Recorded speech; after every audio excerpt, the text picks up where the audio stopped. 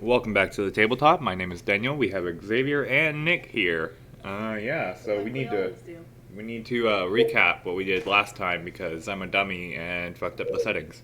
There was a mic deficiency, may or may not have been avoidable. Most definitely was avoidable, but as I'm looking at it now, we do have everybody. We have everybody, and everyone's able to be heard. That is good.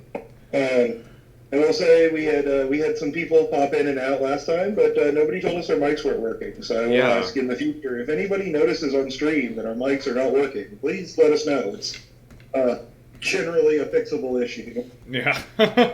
Please turn on captions. No, it doesn't work on stream, buddy. But yeah, so last time we finished up the Spooky Mansion mission. Where did we leave off? We left off with her in Haba's containment, but we hadn't quite yet released her. Haba and the councilmen took her back to the capital. Oh, I was going to go over what we did in the Spooky Mansion Part 1, and then finish up last. That was where we left off at Part 1. Yeah. Did I call it the Spooky Mansion Part 1? Yeah, you're the one who called it Spooky Mansion. That was yours. That's why we called it. Yeah. Yes.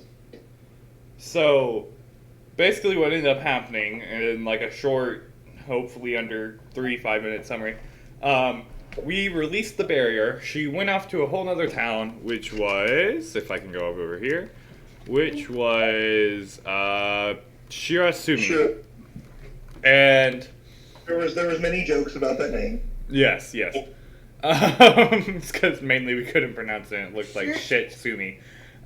Sumi. And so we went through, we found her in a hospital, found out, hey, Ghost's not dead. And while me and Haba were trying to do it, Xavier set up a feast for the town, as Xavier does. Came. Yeah, only children came, which he was quite disappointed because he wanted to sell his fish. And then he instead ended up getting mugged by a bunch of hungry children. Yeah. Then we called the capital, and she got taken away. Oh, don't forget. I gave a fish on a stick to one of the council members. Yeah, and before the council member left. I don't know that was particularly important, but that did happen. You did give a grilled fish on a stick to the councilman. Yeah, and that's it in a nutshell. That's what happened. Yep.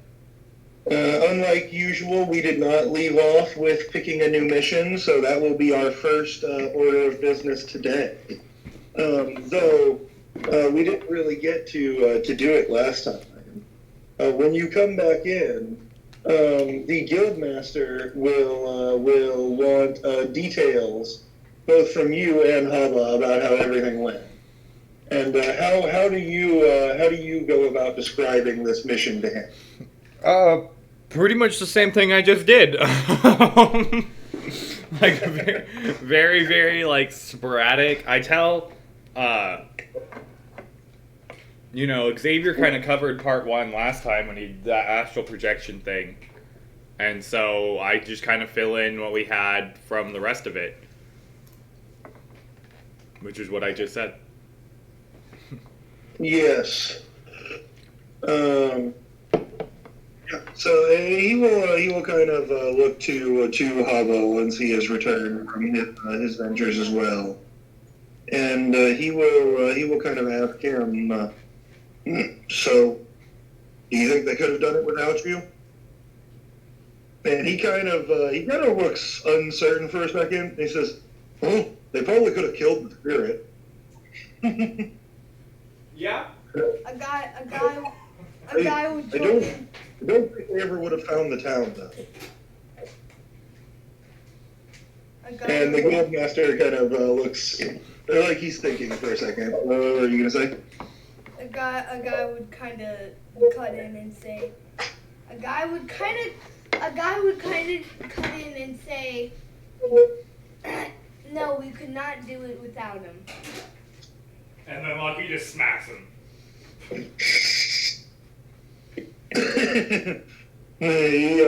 He kind of looks to Lucky. He says, "Now, don't discourage humbleness. It's an important feature." And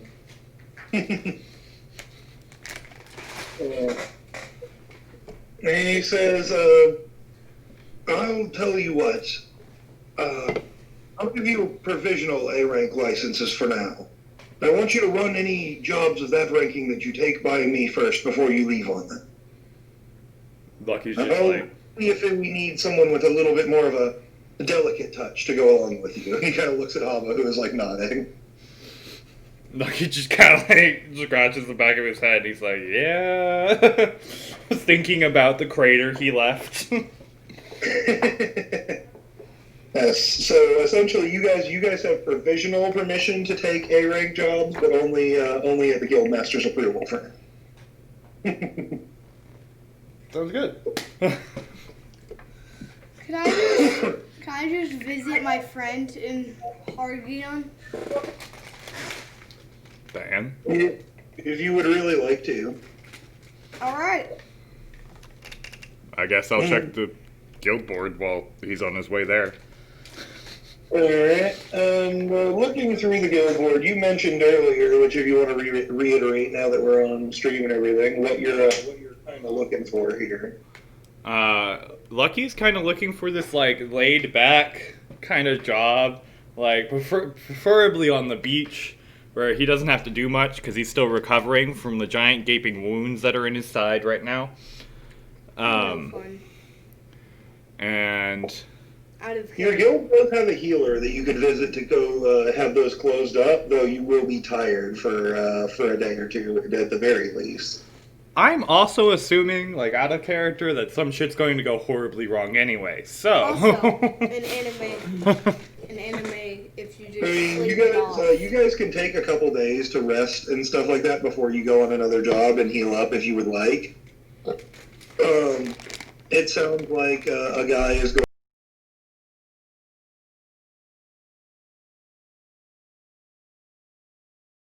And she'll say, "Hey, you've been getting a good use out of that bag, I see." And Evan notices that it definitely looks a little bit scuffed up, like it's been carried around for a little while now. Yeah. It took some of great use for me. I pull out my my anvil and my furnace out. She kind of looks surprised, and I suppose that's one way to keep use in it.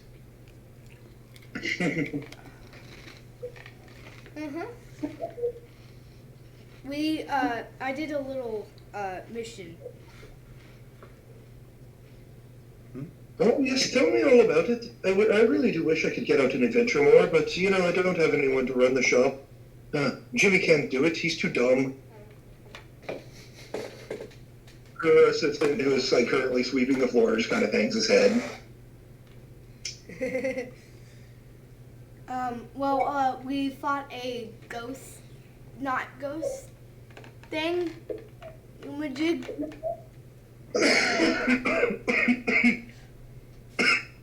And she will just kind of poke and prod you, get you to tell her the whole story.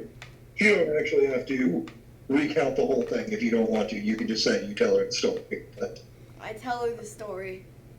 And the swimming is very much in a guy fashion, where it's like everything is a ghost but not a ghost. And then we blew it up, but we didn't really blow it up. And then we kind of trapped it, but then it also still grabbed me by the throat. Yeah. Guy fashion. Oh yeah, I have to tell her that I set up that dang feast. She will kind of, while you are telling the story, just kind of make some tea and just kind of sit and listen. Just say, "Oh, well, I'm sorry, nothing exciting has happened to me. I have no really good stories to tell you, but And she will kind of gesture to her workshop. If you've got some time for some of the more boring work, I might be able to pay you a little bit to help me get these done. Oh, yeah, I would love to. So, Guy is going to be gone for most of the day. Roll me your crafting check. That's 46, right? Yeah. Should be 4 keep 2, I think. Yep. Or 4 keep 3, maybe. It's a 4 keep 2. I was just wondering how many d6 to roll. And +2. Because of my hammer. Yes. Do you explode your crafting? No. No. I don't only explode my magic. 13. 13. Pretty good. You managed to make about 3,000 jewel, just working for the day, doing normal, boring crafting stuff, helping her with these bags, using your skill to help infuse the magic. It's not boring with a friend. Well, I mean, it's not dangerous. It's not boring either. Yeah, but going to the beach, oh god, heaven forbid. You've got a. No, I'm just... You know, say you can basically work with her for the rest of the day and then come back the next day. Lucky you've got an evening here where a guy seems to be gone. But if you take a look over the guild board, looking at the various jobs, there seem to be several that kind of meet your criteria of something that you typically wouldn't find cool enough, but right now you're just looking to relax. Are there any B or A rank ones? There are 2 B rank ones and a 1 A rank one that seem to either specifically mention beaches or the water, or that are in a place that you know are very much so nearby those kinds of places. Hold on, let me pull that other map back up, which I know it's going to be a little bit squished, but pardon me on that. I didn't get a chance to edit it into a perfect square for this table yet. How do it always wants me to upload these things to my Steam drive, but I don't know how to actually access that from there. I always have to go back all the way through the file thing. I'm not gonna...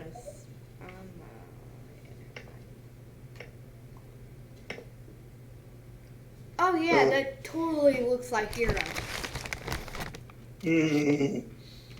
It's got some similarities. The world is called Earthland. That's a bad name. Oh, there's Fiore. Yep, Fiore is down here, this red one that kind of sticks out into the water. This is where you guys live. So Norway? And, 2 of the jobs that you have are that you have listed on this board are within the area of Fiore. One of them is along the coast, in a town that I just looked at the name of, but I forgot because I don't have the other map open now because I'm a dumb. Give me 1 second, sorry. In a town called Gallows-town. It is the next one over from whatchamacallit, from the mining town that you guys previously went. It's like kind of up here-ish in this region. The mushroom people. It's relatively near there. You've heard stories about the region. Wait, so Fiore is like in the Norway-Sweden area of Europe. I think you're taking this a little too literal. Yeah, don't think about it like Europe. It is its own whole world. Called Earthland. Bosco's kind of got a little bit of German-ish going on. Iceberg has obviously got a little bit of like the northern, shit, where am I thinking of? Help me, Daniel.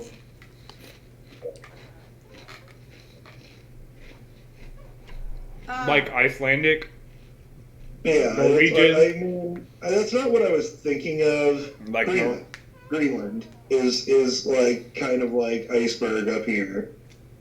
Like they're not in the right order or the right shape or anything. There's just a lot of them that kind of have those ideas, you know? Yeah.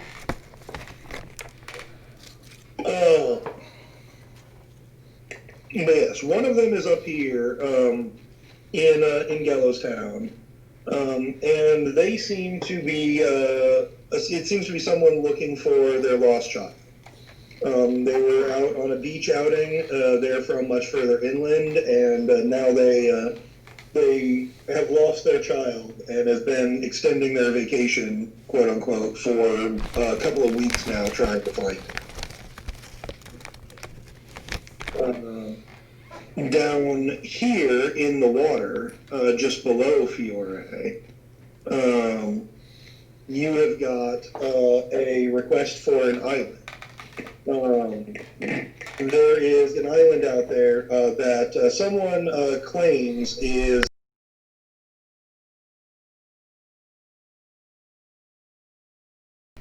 An island that they want us to investigate? Yep, it's supposed to be a very nice, or used to be a very nice vacation spot, but now they say it's a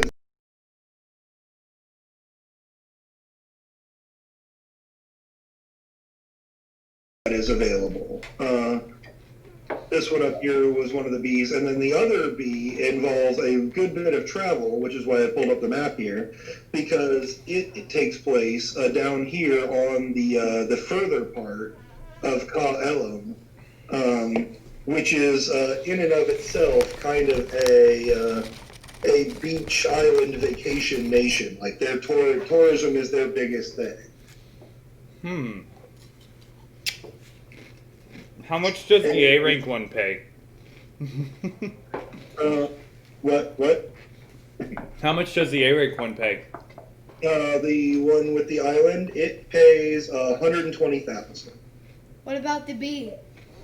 One of them pays 70 and the other pays 60, but the travel to Ka Elam is free with that one. The travel is included. Okay. Alright, I say we should do the... I want to do the island one. I'm going to go take this one to the guildmaster.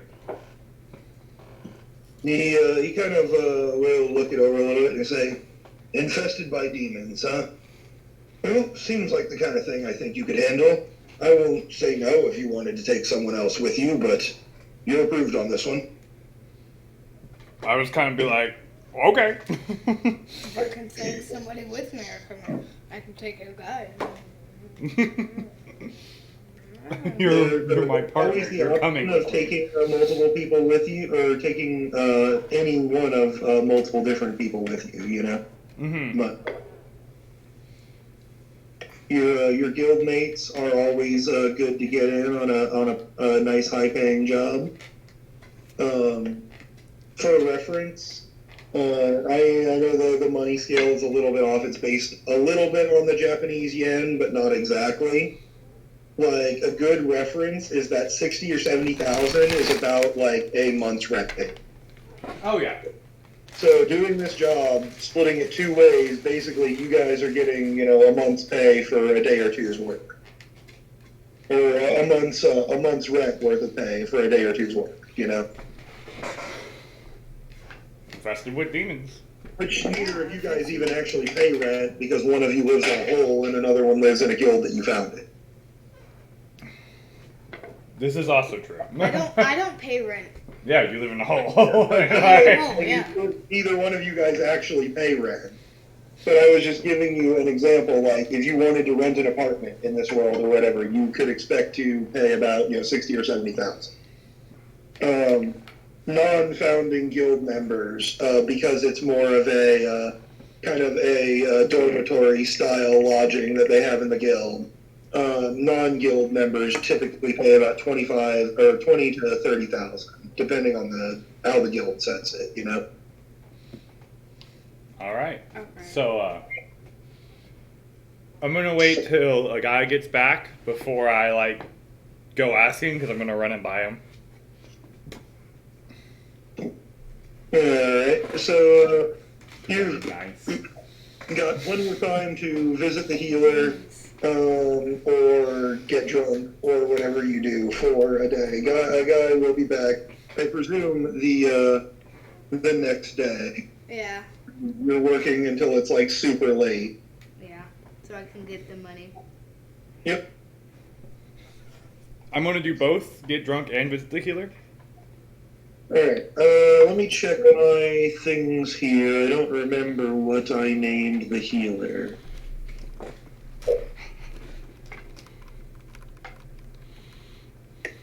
Pregnant Kingdom. Pregante. Yes. Your healer's name, or your guild's healer's name is Eliva. Pregan. Pregante. Sometimes people just call her Leva or Lev, but she doesn't like it. Oh, what's her full name then? Eliva. Eliva, Whose name? our guild healer.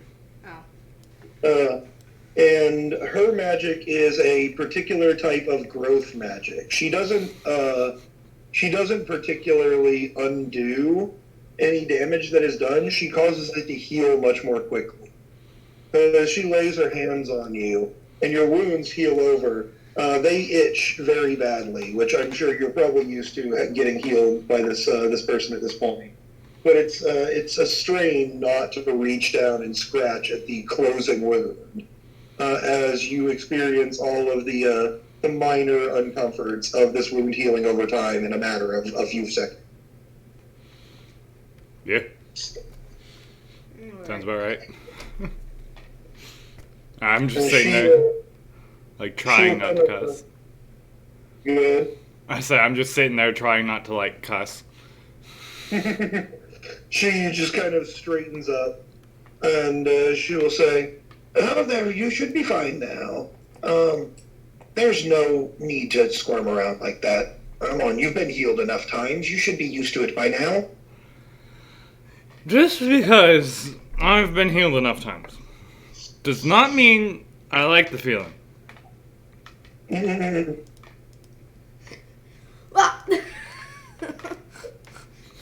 What? Insert curse words there.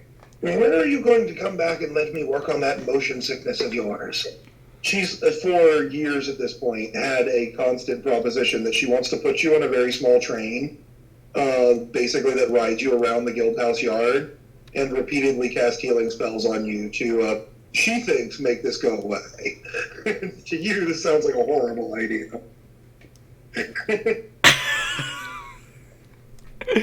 I, again, just kind of, like, look at her and be like, no!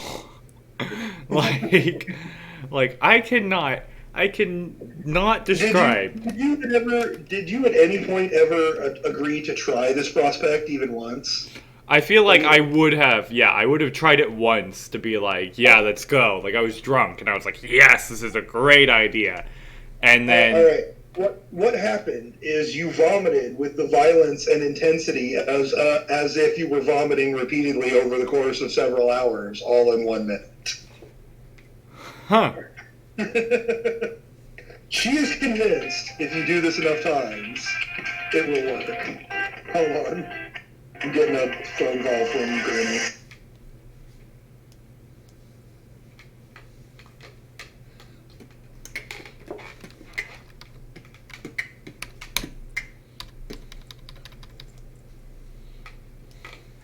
No, the news has just said a hurricane is incoming, so I am going to have to get gas later tonight before everyone panics.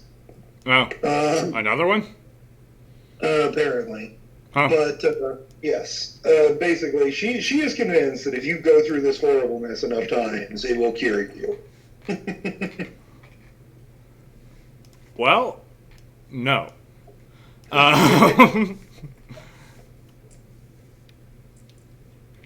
Is it nighttime now? She just kind of tisk-tisks at you, says, one of these days it's going to be your downfall. And when that day comes, I will come crawling back to you like a little bitch baby, and I will have fun. She just kind of chuckles a little bit and proceeds to move on down the line. It looks like Talavar has on whatever job he was recently on, has sustained some wound to his face. He's currently got one eye covered, but she is working on fixing him. I'm gone, my master. No. Anime style, 4 vision. What? I mean, he has to get his mentor eye scar sometime. Yeah. No, I'm saying in sometimes So- in anime, No, like that time no, you we just were felt fallish to sleep, and then you get something that's happening somewhere else, and like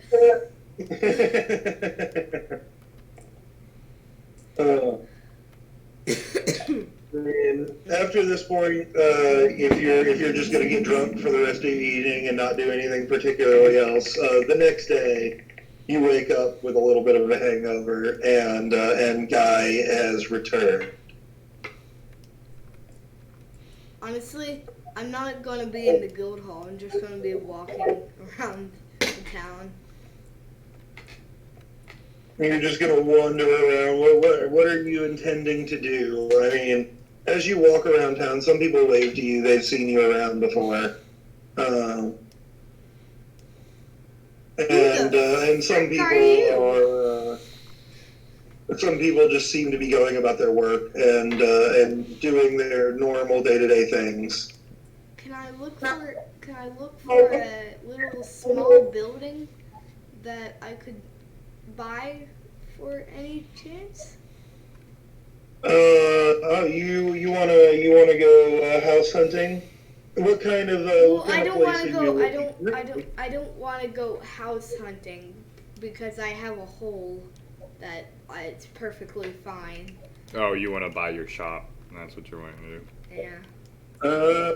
I see. Hold on. I actually have a thing for this. Maybe. Well, that's maybe. convenient.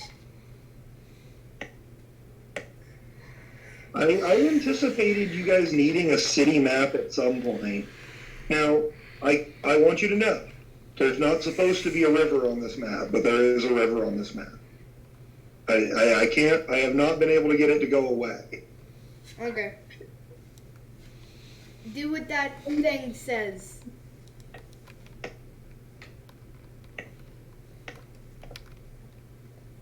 Hopefully this doesn't get too horribly stretched here. Hopefully. Wait, what just happened?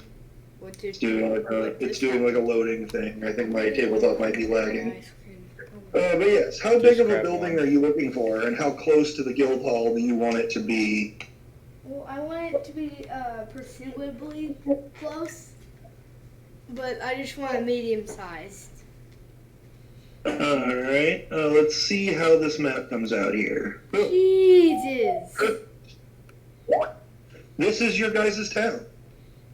As you can tell, because it still has the name in the middle. Just imagine this river is the side, instead, one of the sides of the mountains, and this is a tunnel that goes through it to some stuff in here. Cool. Are like the docks, like storage things? Yes. Cool. These would be like storage chambers, like cut back into the rock and things like that. And I'm going to color this map to make that look like that's what's going on here at some point, but I haven't got a chance yet. Where's the guild hall at? This building right here, this kind of U-shaped one, this is your guild hall. That's cool. And is this like his hole? Yeah, this is kind of the guild house yard-ish. I kind of imagine the small one is the hole, and this is kind of like the area where a lot of the guild members do their training. You got a big hole, kid. That came out weird. Anyway, so you have the this is out here. This is the manor of a fairly rich quote unquote noble, you could say, of a very rich merchant. And And this up here is kind of the city government, like town hall area, quote unquote, where the different officials and stuff, council representatives as well as local mayor and things like that, keep their housing in their offices. This is your guild hall, and then this is the rest of the town here, basically. A lot of the stuff that's inside the wall here is like wealthy people's houses or shops and markets. And then out here is like where most of the common citizens live. These squiggly bits are farmlands and things. Yeah. This little stream and pool is actually here, and that's where you guys do a lot of your irrigation from. A little mountain stream that comes down out of the side of the left side of the mountains. And this is probably where a guy does most of his fishing, if that's a thing that he likes to do oftentimes. Yes. It's probably out here. Yes, that is what I do. You can tell from my latest missions. But, alright, so I assume if you're looking for like a medium-sized building fairly near the guild hall, you probably want to look around these areas, like right around down here.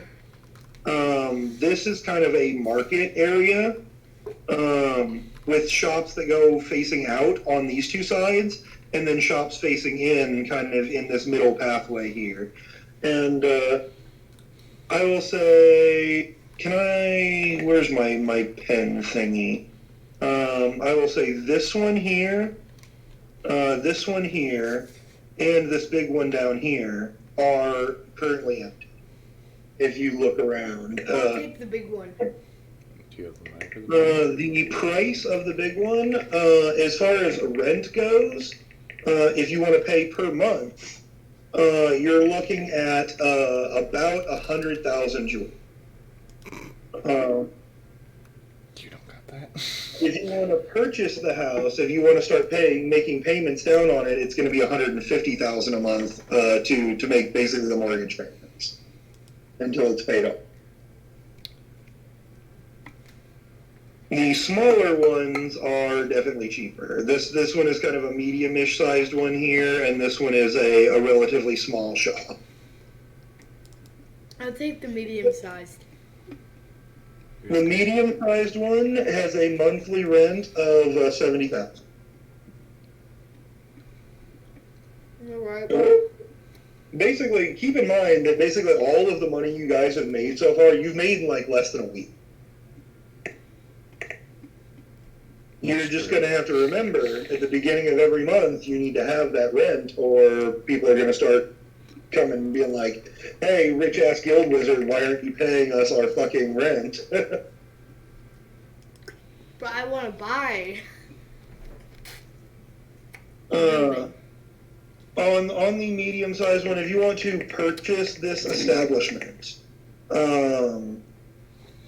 the shop owner will set it at, hold on, give me a minute to do math here, because I had thought about it too much. Where's my calculator?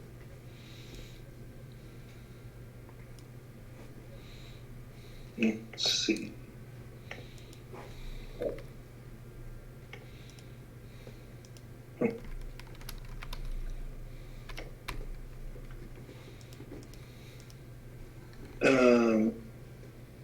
To purchase this establishment, the proprietor wants outright 1.2 million jewels. 1.3? 1.2 million jewel. So 1,200,000. If you want to make payments, he will accept 80,000 jewel a month until that amount is paid. I'll do that. All right. Make sure you mark that down on your sheet. Rent 80,000 jewel a month. Until payment is paid. Yep, until the payment is paid, which I will keep track of here.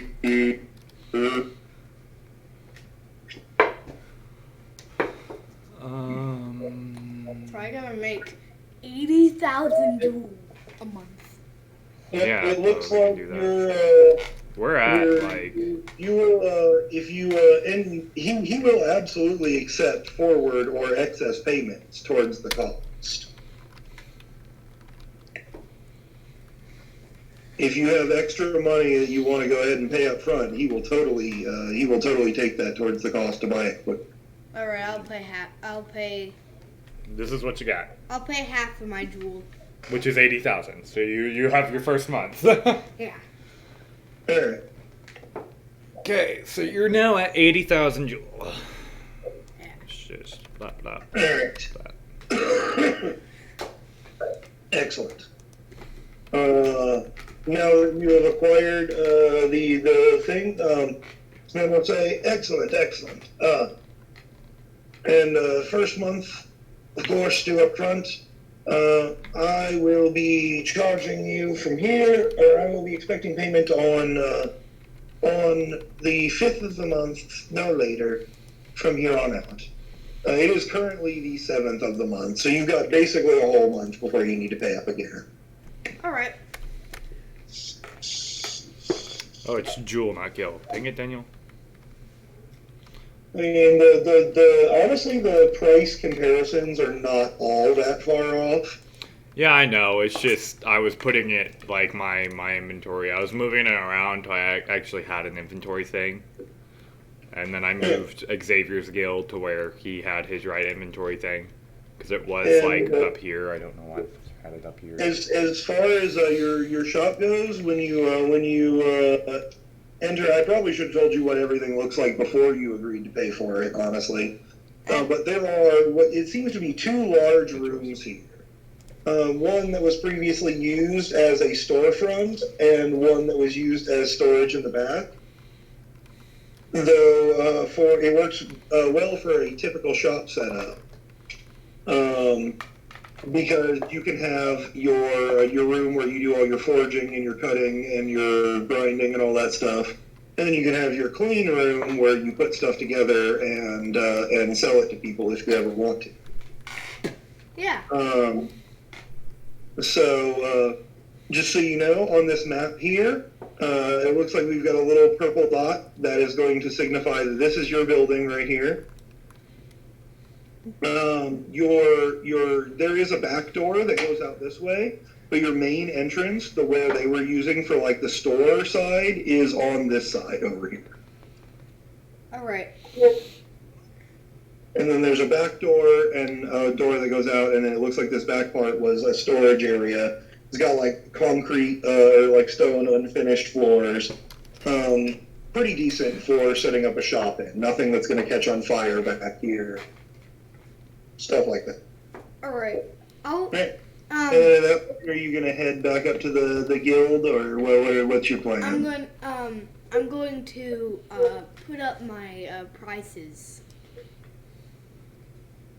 and stuff. Here you go. Yeah, while he does that, can I use training? Can I have training time?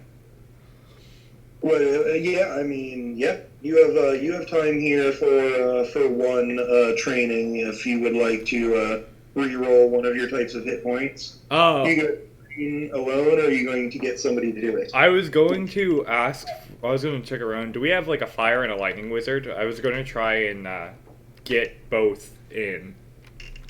You know? Yeah. You do, in fact, actually. Let me roll up some names, but those are both fairly common types of magic, so it's pretty likely. Actually, roll me a D100, but it's pretty likely that you'll have both of them. In fact, roll me 2 D100 while I get some names. Alright, here we go. Roll 2 D100. I rolled a 68 and a 25. Alright, who do you look for first? I look for the fire one. Okay, you managed to find your guild does in fact have a fairly talented fire wizard. His name is Jolnak. Jolnak. Jolnak. Jolnak. Jolnak. And he commands fire in a very different way than a Slayer does, but he seems to have fairly good mastery over it.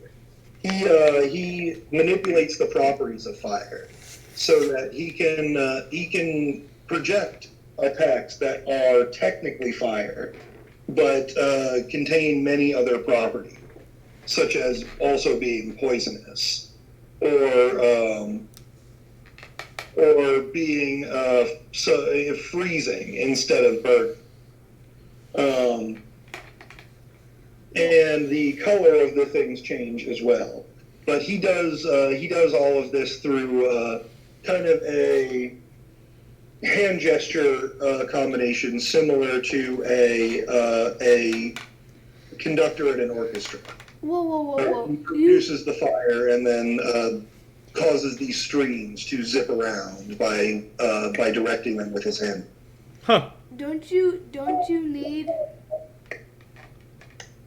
need points to upgrade it? I'm just going for training. I'm just trying to like. Basic training just lets you re-roll one of your hit point things and try and get a better number.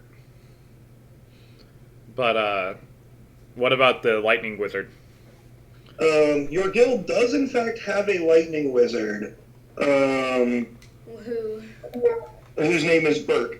Berq. Burke. But she is not what you would call very talented.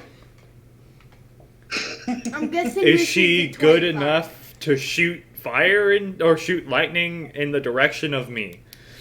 The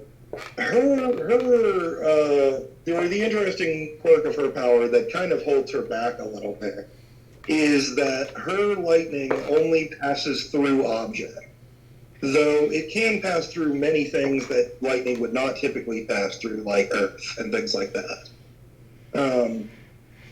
But she needs to be in contact with either the ground or something else that you are in contact with in order to deliver her attacks. She uses some very long staves, almost 10 feet long, which is like nearly double her height, to try and whack people and deliver her attacks. Her lightning, compared to yours, is impotent.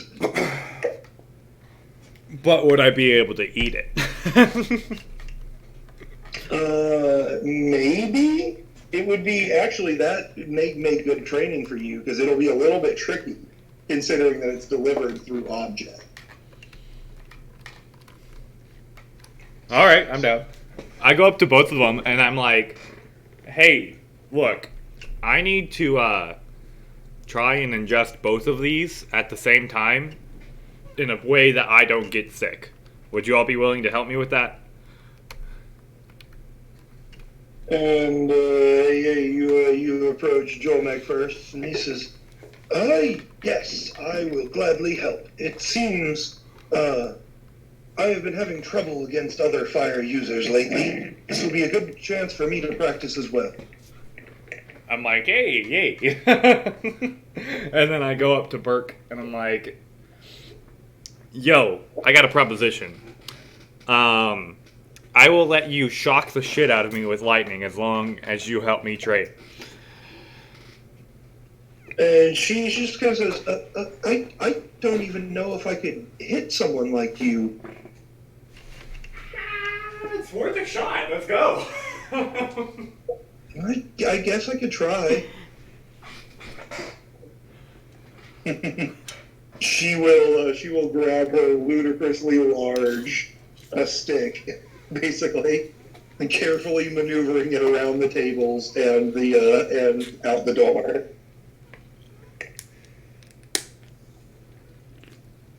Nice. Definitely needs to get a collapsible version of that thing. It doesn't seem like she thought of it yet, though.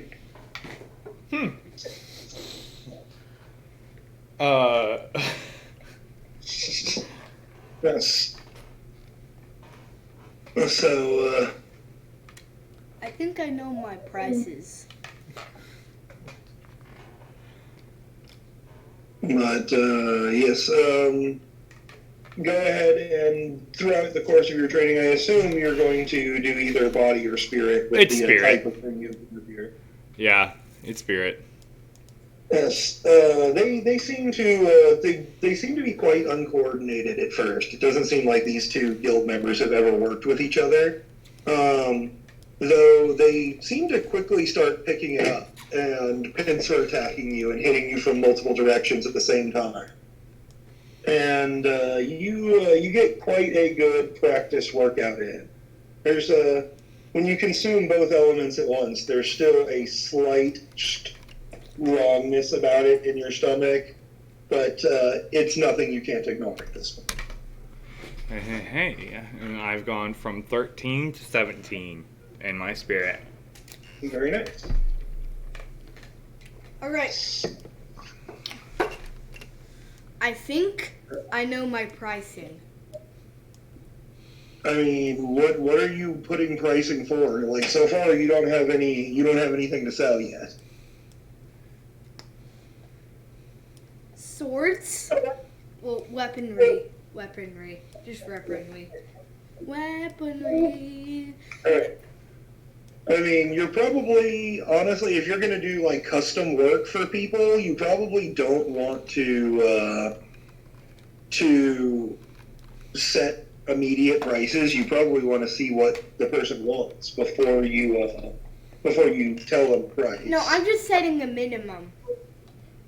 What's your minimum price for making a weapon? Okay, so sword is 100 jewels. That's like $10.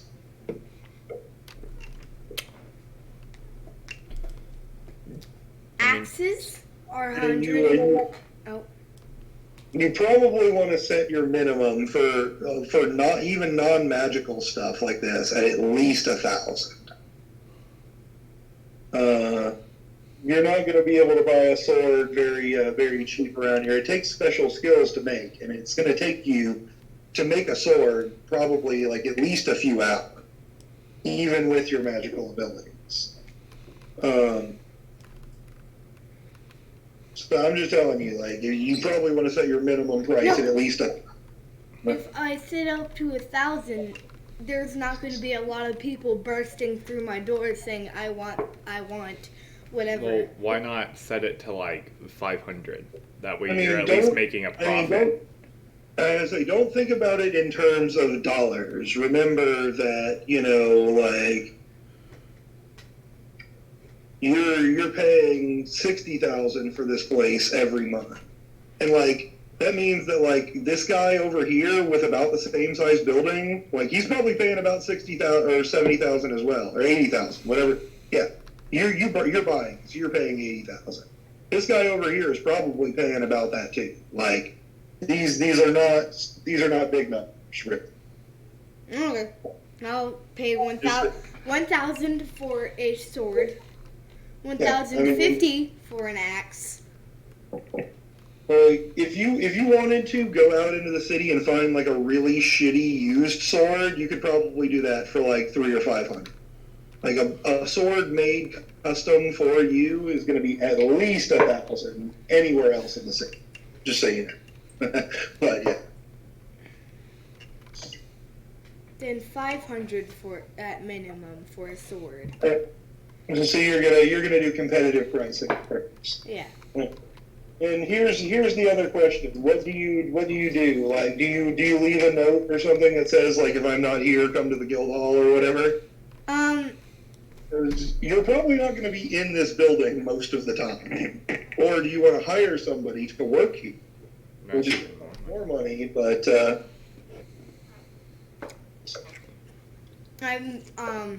well. Go to Diane, set up a shop in there. Jimmy's too stupid.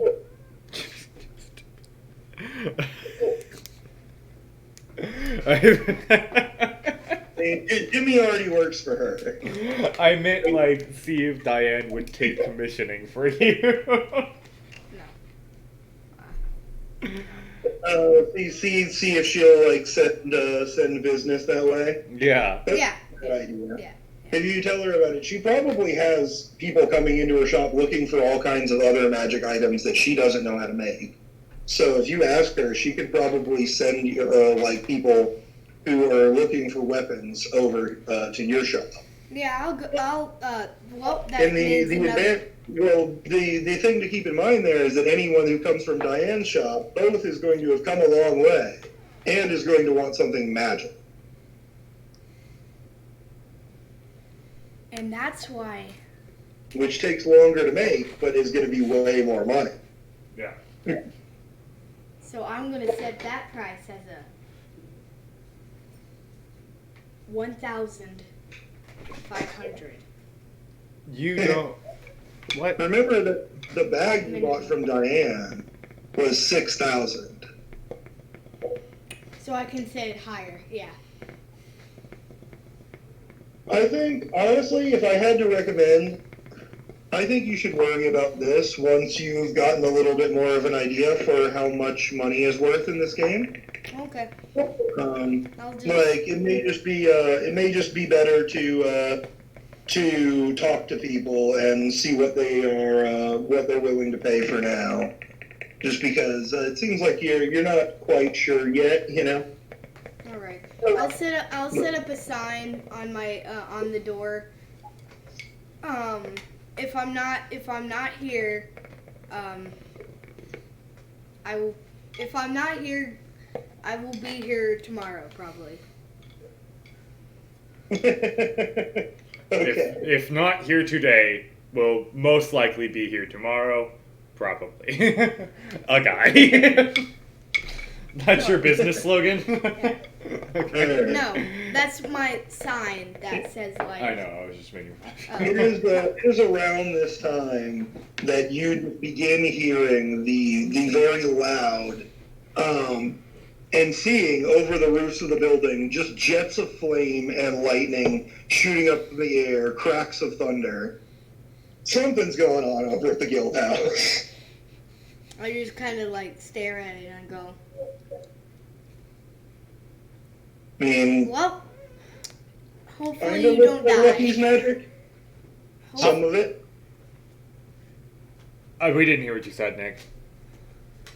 I said it kind of looks like Lucky's magic. Some of it. I stare at it and I go, well, you're obviously eating this stuff, so hope you don't die. Thanks, buddy. Yeah. I'll get more. You can only have one more. I know.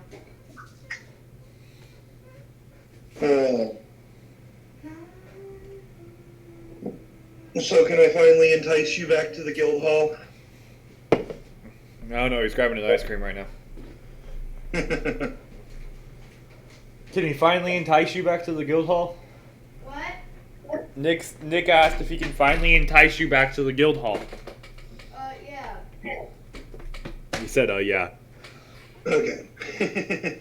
I'm assuming we'll be back. So Guy kind of wanders down the street to see what's going on down here, and yes, he witnesses this training, which by this point has escalated to the point where the training ground itself has mostly become a large crater and patch of scorched earth, as these two are just anime backflipping and dashing around trying to double team you. Will you just roll me one roll with your magic? And I'm going to roll theirs, and I'm going to see how this goes, just for flavor. Watch me get my ass handed to me. Alright. Actually, Are you sure about that? I mean, maybe. I rolled a 9.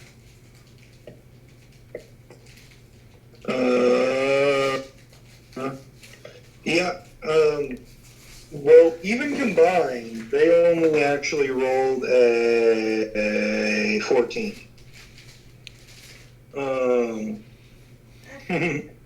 So yes, eventually they do start getting the better of you.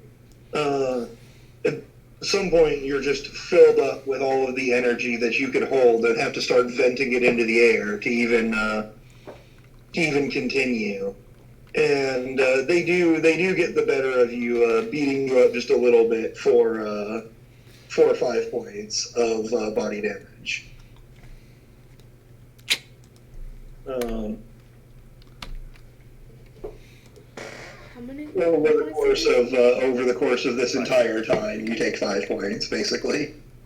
Yeah. And Guy, as you wander up here, you see Lucky just in the training ring outside of the guild hall with a massive amount of just lightning and fire flying at him and then flying back out in just every direction. Just everything is exploding.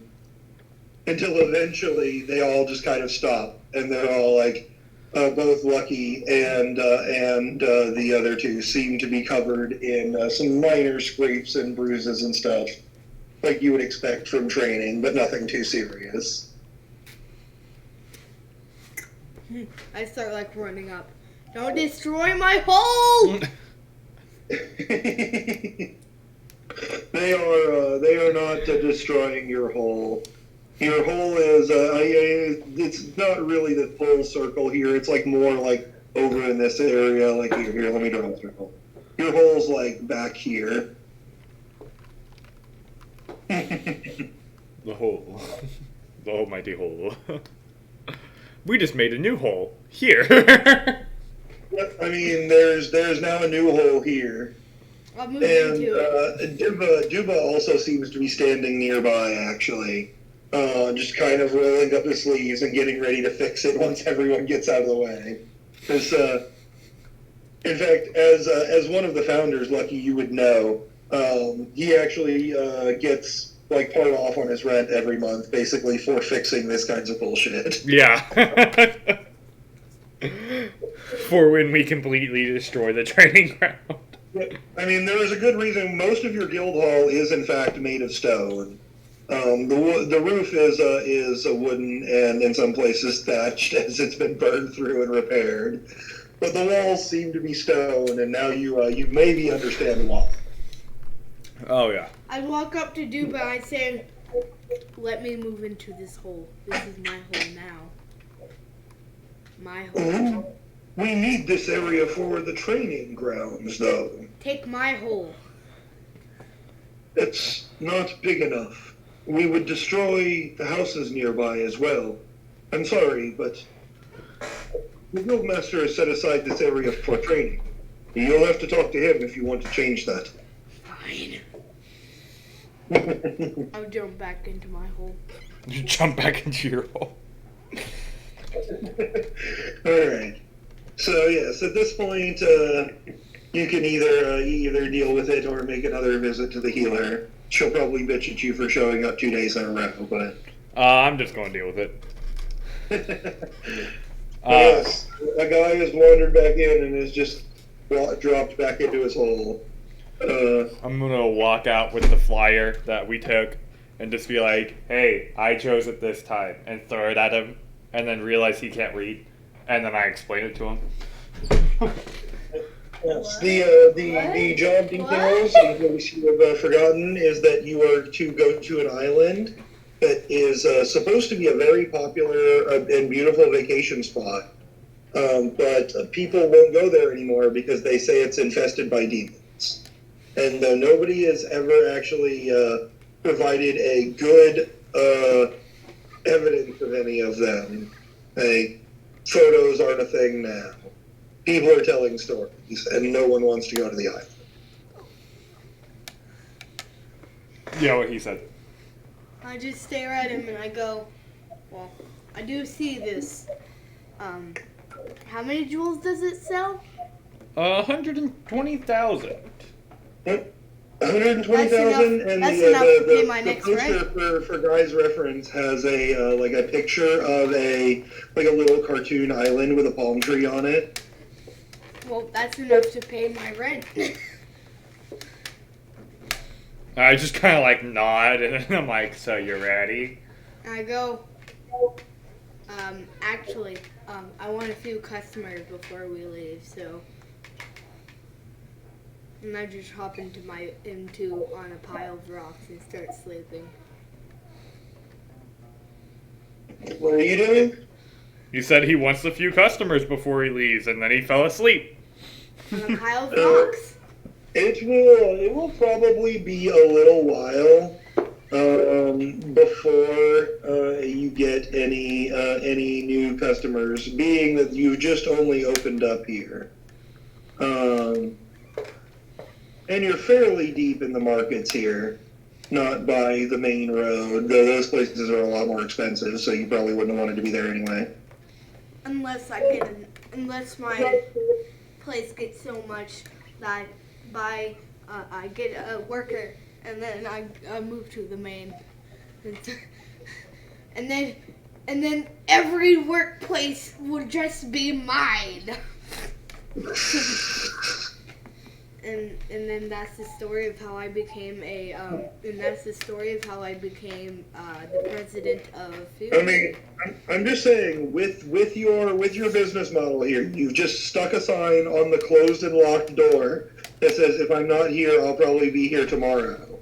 And now you're in your hole. Like, you need to have something. You need to tell people that you're at the guild house, or to drop your requests off the guild, or you need to put a drop box out there where it's leave a note with your request in this box or something. People are not going to be able to get a hold of you. Yeah, that's what I'm gonna do. Go up to my store. I'm gonna ask Duba if he could make a stone box for me. So you're going to ask Duba to go along with you? We'll just use this for Duba for right now because I don't want to dig his thing back out.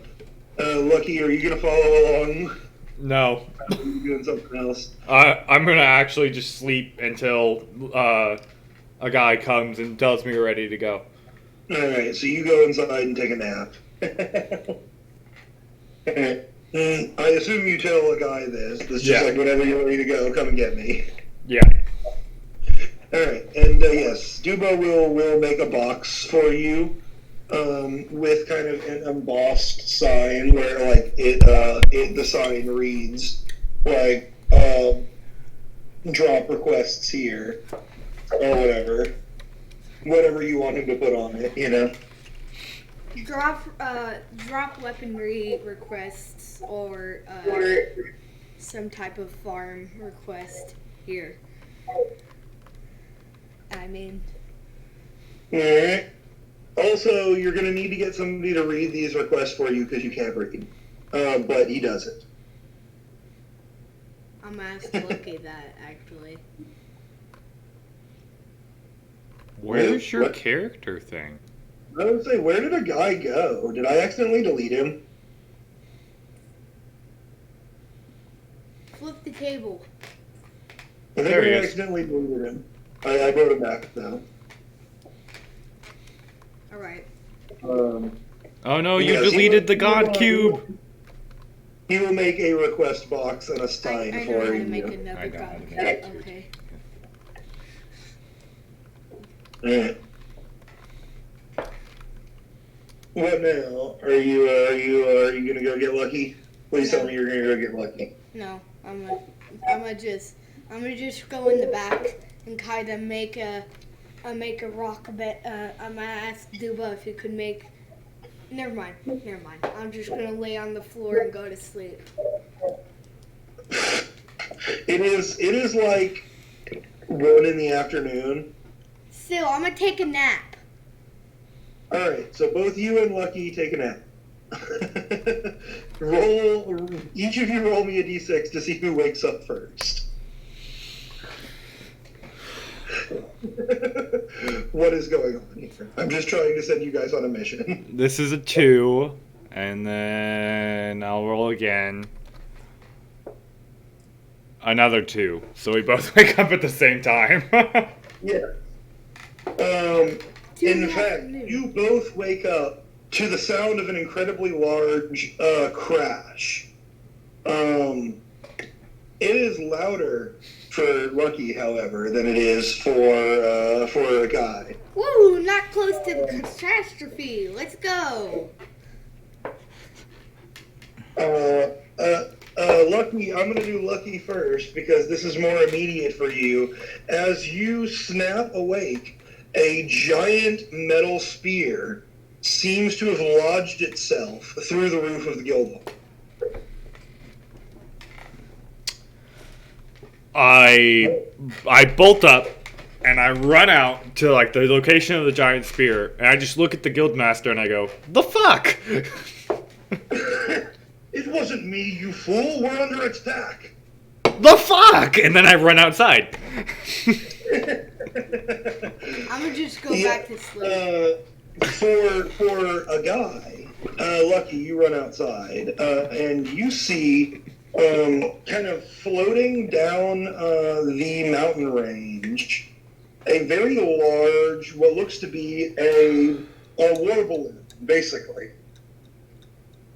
And it seems to be painted with the symbol of some kind of guild mark. Do you have a knowledge? Yes, I do. Be appropriate here. Yeah. God, I don't think you have a knowledge for this, but you could roll me 1d6. Honestly, I'm just gonna ask. That's a 12 for me. All right, 1d6. And that's a 3 for a guy. 12 for Lucky, 3 for a guy. A guy, you definitely can tell it's a guild mark, a guild symbol, but you don't know what it is. Lucky, what skill did you roll? So I know what kind of information to give you. A sharp eye. A sharp eye, yes. You've seen this before. In fact, though it didn't seem relevant at the time, you thought surely it must have been long in the past. On one of her upper arms, the ghost lady that you fought, had this mark.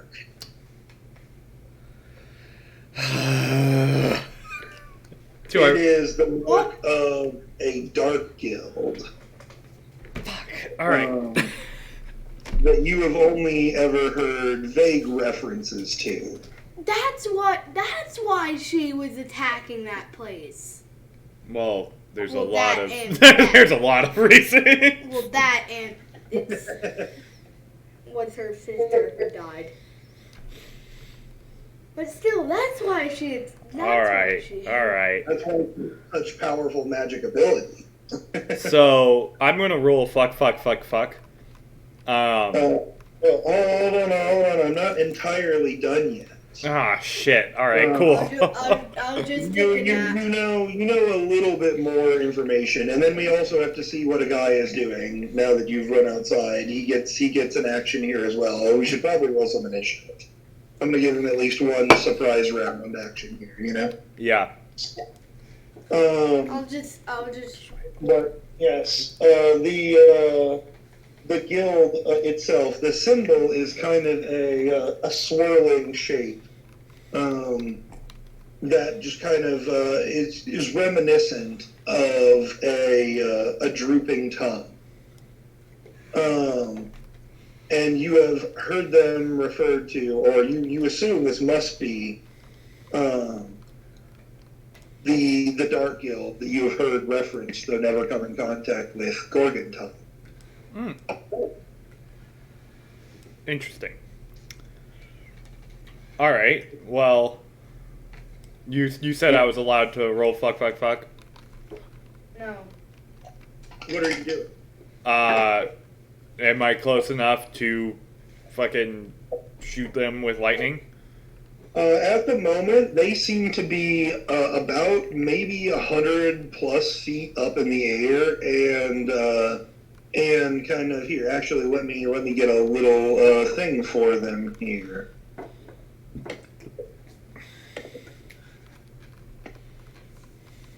We'll make them this nasty shade of yellow. Why not? They are about here over the town. and they are rather high up in the air. Is the only reason you can even see them. But the symbol seems to be painted wide and high on the blimp itself. It seems to kind of be moving in a thisward direction right now. Can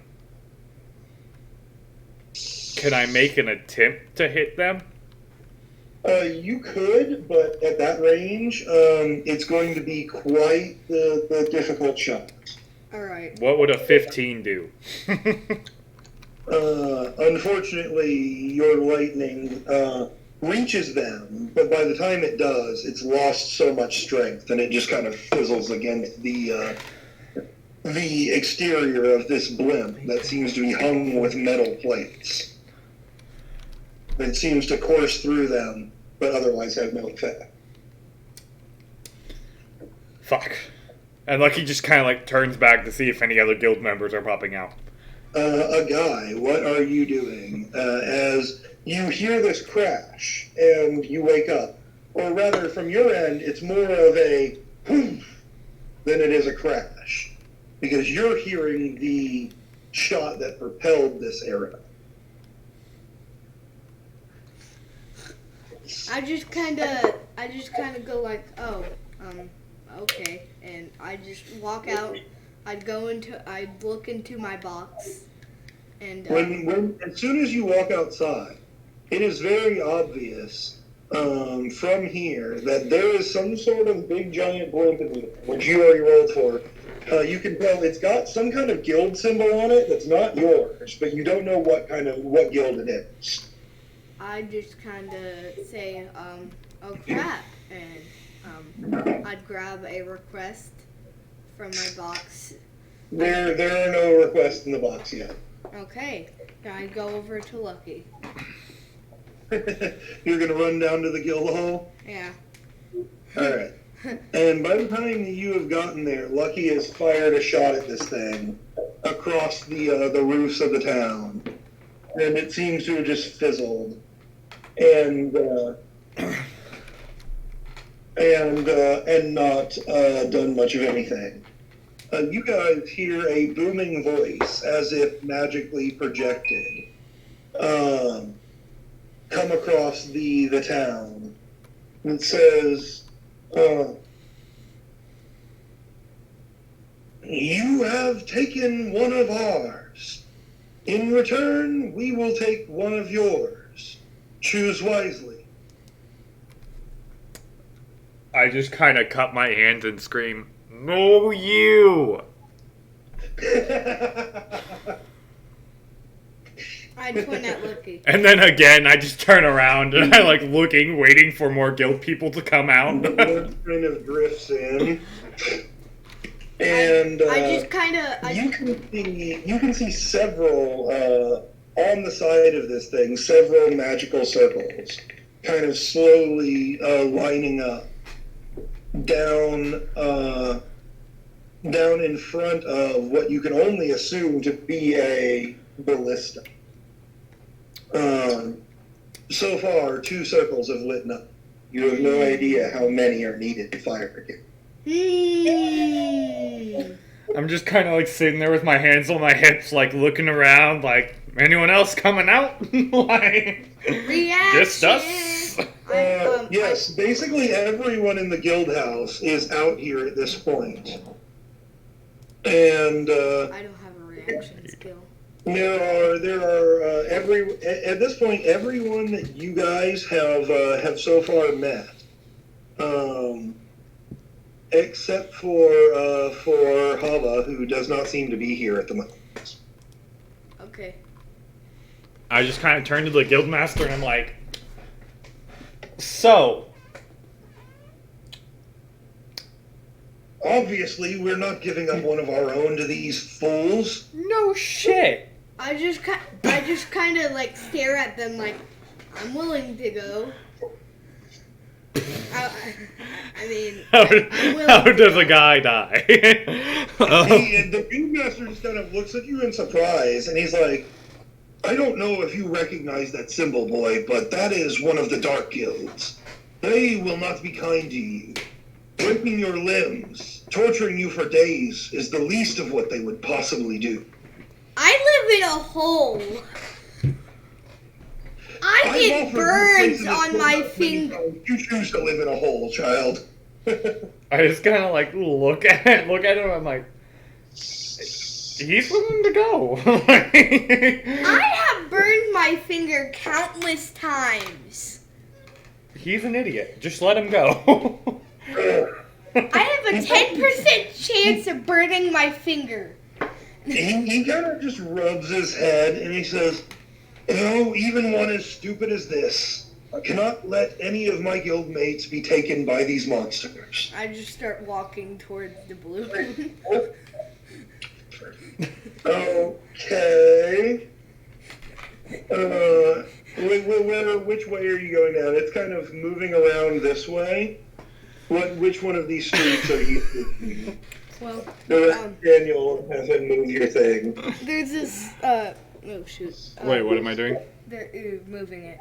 There's this, I'm trying to figure out circle which there. way he's going towards this thing. Are you going this way towards this thing? No, I'm going towards that circle. Which fountain circle? thing. This one? Yeah. Okay, so he's heading this way. Alright, you can get to about here in one turn. I need everyone to please roll the initiative, actually. I probably should do that, have done that before I let you move, but...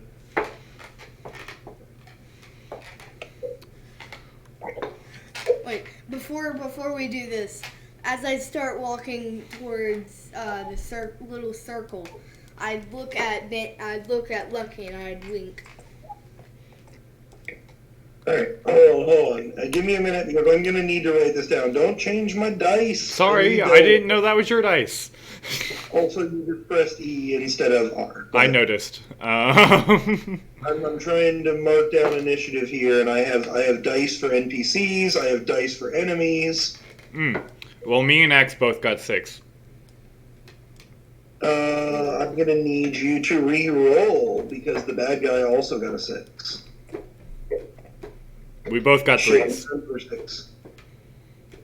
We both so got 3s. you guys are still going on 6, but he goes first.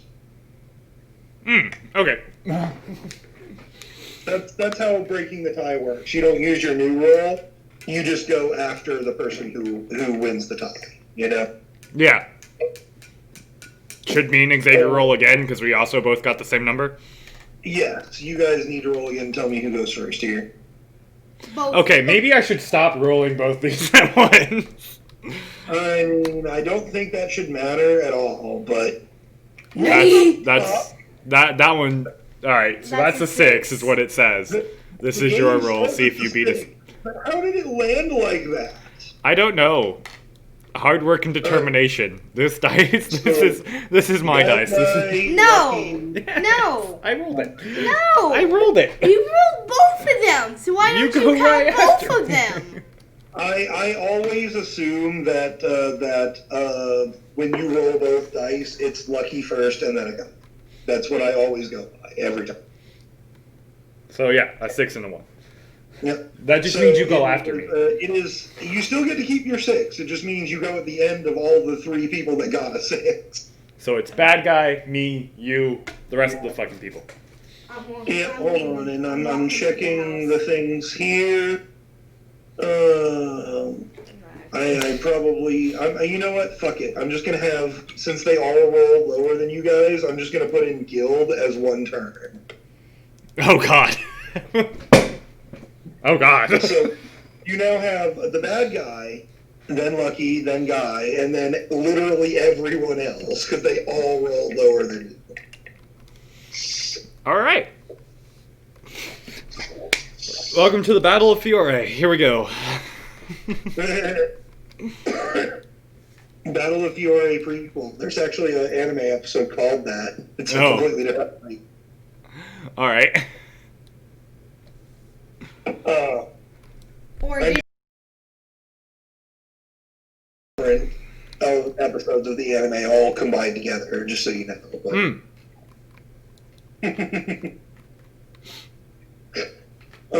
But yes, it is first the bad guy's turn, and as it sits, 5 more of the circles, or 5 more circles in quick succession light up for a total of 7 that are currently lit. Around and extending forth from the giant ballista mounted on this warbler. Still does not fire yet. So it's probably going to get to 10 for my Well, I don't. How many circles? I don't know how many circles are there. It is. I know it is Lucky's turn. there are 7. Oh, it's my turn. There are It is 7. Lucky's turn. Uh, There are 7 circles currently lit up on this giant magic ballista weapon. And they seem to be magic circles just kind of rotating and projecting themselves in the air out front of where it is targeting, which currently seems to be lined up directly on you, Guy. Oh. Well. I'm going to wait for a team attack. You and they are going to. I'm going to wait for a team attack with the guild to hopefully just, like, all like, the projectile magic using people just to try and effing nail this thing. Alright, so you're going to shout out, like, something like everybody at once. What are you doing? I'm going to be doing heavy metal black plasma because I'm still amped up from all the people. This is like, They're currently in outside here. Seems to be about 5 or 6 different guild members. Like, what are you saying to get them all to coordinate their attack? Okay, I'm basically going to look at them and be like, "Hey, everyone, shoot the thing before it shoots us." And I'm just gonna kind of like be like, both. Lightning fire, fwabam. Anyone else can go fwabam. Let's go fwabam. I'd walk up. Okay. You're over here. I'll wait for your turn. So several of them nod and seem to get what you're saying. It seems like there's 1 or 2, particularly Televar, who is not the most intelligent, and Burke, who has no ability to attack at range. Seem to kind of just be standing by. All right. Alright. I need to roll my attack then, don't I? Yes. Roll your attack, and shit. I guess I just have to. We're gonna roll it all here. Oh, dang it.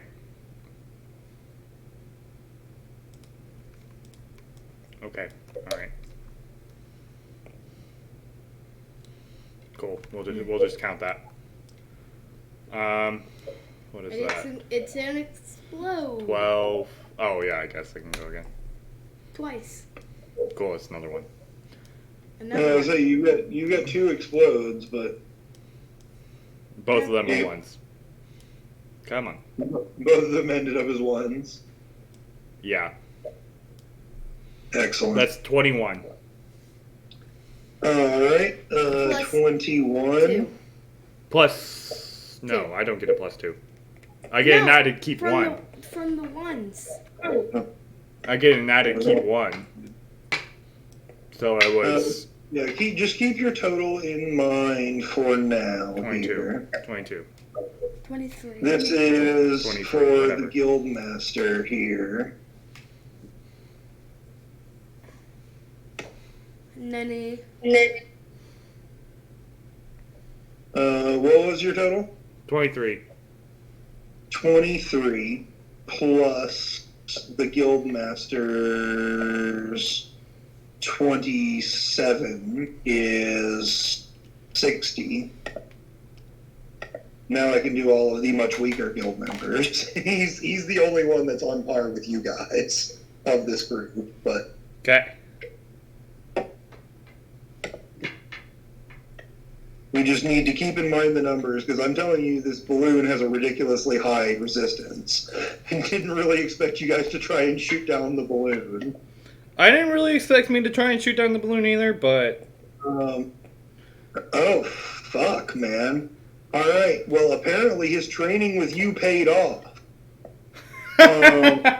Because Joel Mack contributes a fucking whopping 25 on his own, bringing you guys up to 85. Okay, so we're at 85 right now.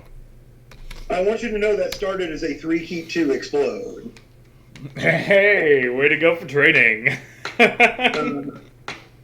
His numbers didn't increase at all. He just rolled that good. Yeah, I know, but Yes.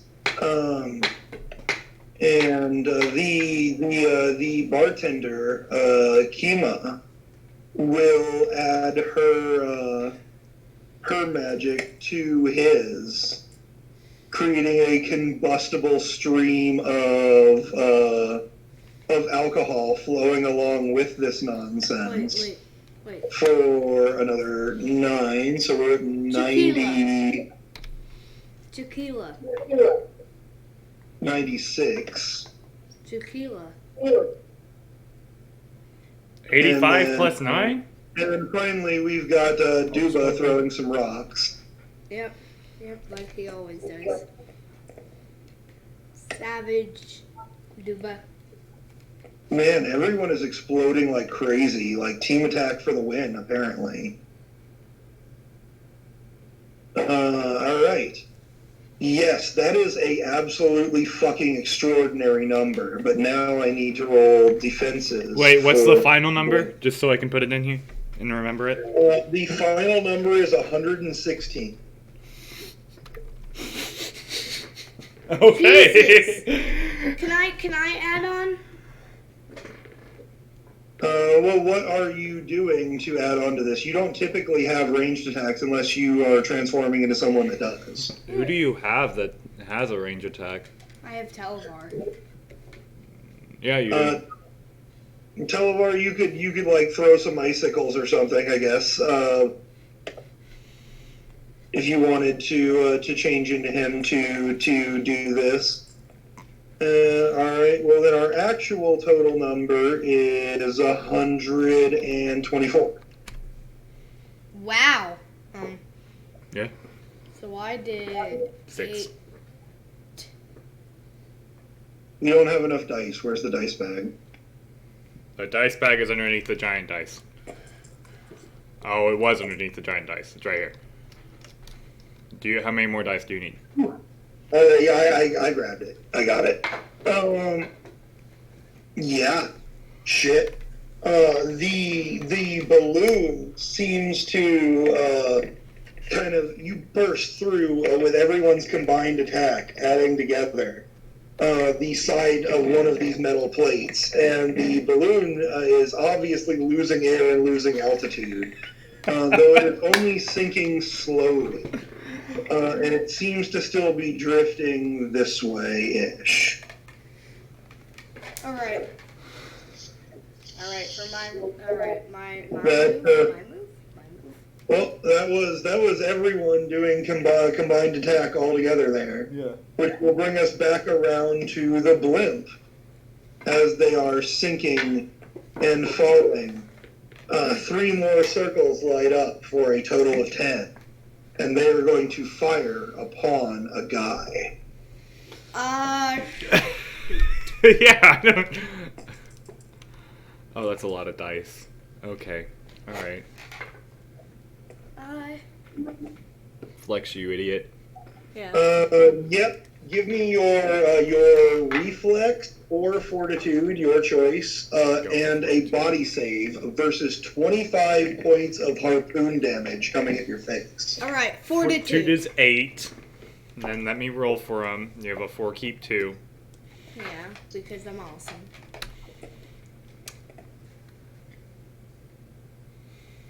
That's 8 plus 8, 16.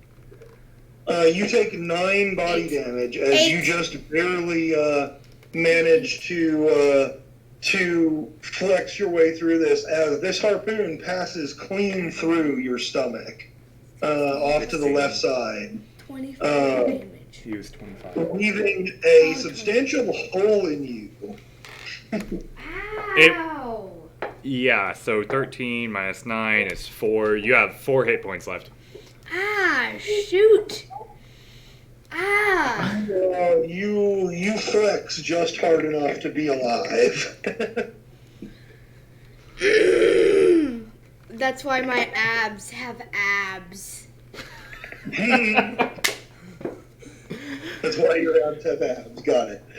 Alright, that brings us to Lucky's turn. The blimp is clearly crashing, though doing so slowly.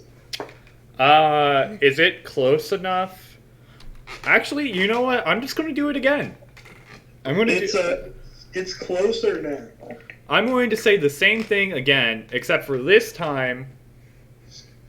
Actually, no, I'm saving that. Yeah, no, I'm gonna do the same thing again. You're gonna call out like everybody one more time? Yep. Basically. Yep. Explode. Alright, Explode. a guy, are you going to make a different action, or are you going to join in on the team attack this time? It's your turn. I'm gonna make a different action. What are you doing? I'm gonna run up to the balloon. If you run forward, you can get to about here or so. It's still above you. It's like maybe 30 or 40 feet above you now that it's crashing. But it cannot aim at you from this angle, at least. Oh God! Thank God. Okay. All right. I'm gonna just. Is it close enough for me to anime style jump up to it? That depends on. You're still currently Televar, right? Yeah. Roll me a 4Q2 for his body checks. Does he explode? He does on this, yes. Woohoo! Alright, so it's a 4 keep 3 now. So it's 6, 10, 13.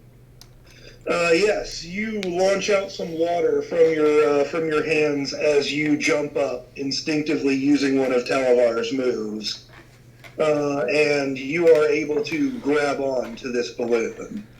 You are on the side of it, relatively near where the big hole that was blown in it by the guild and yourself previously. If you want to actually climb up onto the top of the balloon, that will be your other of 2 actions for the turn. Or you could attack from here, I suppose, if you want to. I'm just. Hold on. I know it's too late now. Can we see the fact that a guy has jumped up before we start blasting the crap out of the blimp again? You guys absolutely can see that he has leaped up. Well, I mean, at the moment it looks like Televar, but since he's behind you, you know it must be a guy that has leaped up and grabbed onto the side of the balloon. It would not be too hard to hit the balloon still and miss him, but he is currently on a crashing balloon. Alright. Because right now we have a team attack queued up to blast the shit out of this balloon again. Yeah, I mean, you've already done it. You can't take it back now. But I know, but you may want to rethink your actions and use your second action for your last action for the turn to drop back down when you realize this balloon is going to crash very soon. that's you. My turn's ended. I can't do anything. Okay. How many people are on that blimp? From your closer perspective, there seem to be 3 people kind of on the top of the balloon who are currently either getting ready to jump off or bracing for impact. Alright. I'll just jump up and grab one of them and then jump off. So you're gonna try and grab one of them and just like take the fall at that point. Is that what I'm hearing? Yeah. All right, roll me that 4Q2 for Televar's body attack again. And it explodes. So. Explode! Thank God. Explode! That's another one. Okay. It may actually work. You crazy son of a bitch. So that's on the side you are popping up from. 21. There seems to be a guy wearing like a very kind of layered outfit, lots of different clothes, scarf, cape, robe, all of the billowing bullshit, all of it at once. And then there seems to be another guy that is looks nearly as big and beefy as Talavar. Which one are you trying to grab? He has the bigger guy has a kind of a buzz cut hair, and Which is one has currently more wearing what seems to be leather pants and not much else. I'll grab the beefy dude. All right. What was the total? 21. Huh? 21. Alright, well, he rolled pretty fucking bad, actually. Yes. You managed to grab him and bring him down with you. Though, since you have no actions left to break your fall, you both are going to take 3 body damage as you hit the ground. I was aware of this. Mm-hmm. You have one body hit point left. How many hit points does he have? You don't know that. Oh, okay. Yeah, whatever. Well, I mean, how bruised is he? I mean, so far, that 3 is the only damage he has taken. He looks a little bit scraped up, but he doesn't look too bad off. He looks like he's getting ready to get up and beat your ass. You have no turns left. I don't know what you're about to do. It is now to the guild, which Lucky was holding his action to team attack with. I had an 18. If you want to roll it, you can. I'm not going to make you roll it again with how much is going on here. You blow another hole through the balloon, and it crashes in the city, like in kind of the corner of the city square right here. Please hurry on over. Hurry on over. One of them seems to leap off and make it just fine. A kind of very fit and lean looking guy. And surprisingly, the heavily robed figure also seems to land on the ground.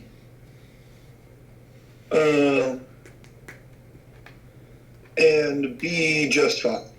A guy is the only one who can see that currently.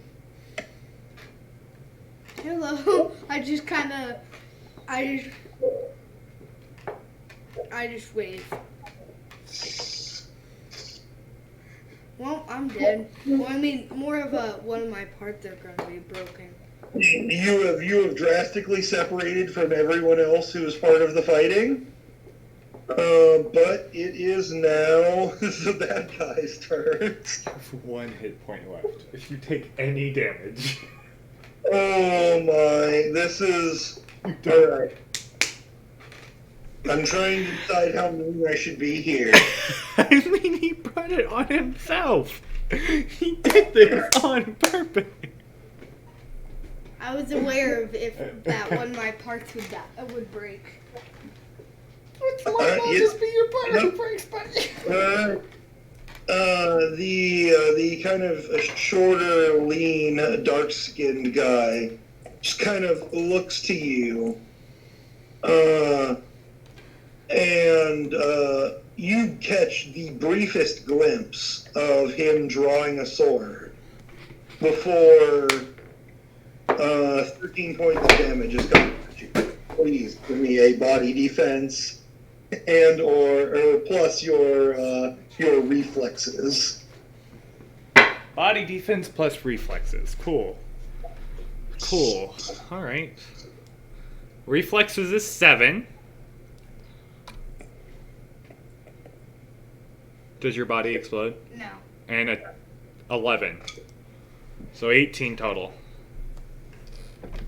Alright, you manage to get your hammer up just in time to catch what seems to be a sword made out of a flame upon it. You feel like a second later and you would be dead right now. Unfortunately, as you are distracted,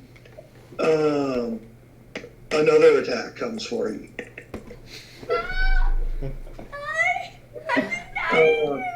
The large man that you grabbed and pulled off the thing with you stands up behind you and proceeds to try and punch you directly in the back of the neck for 14.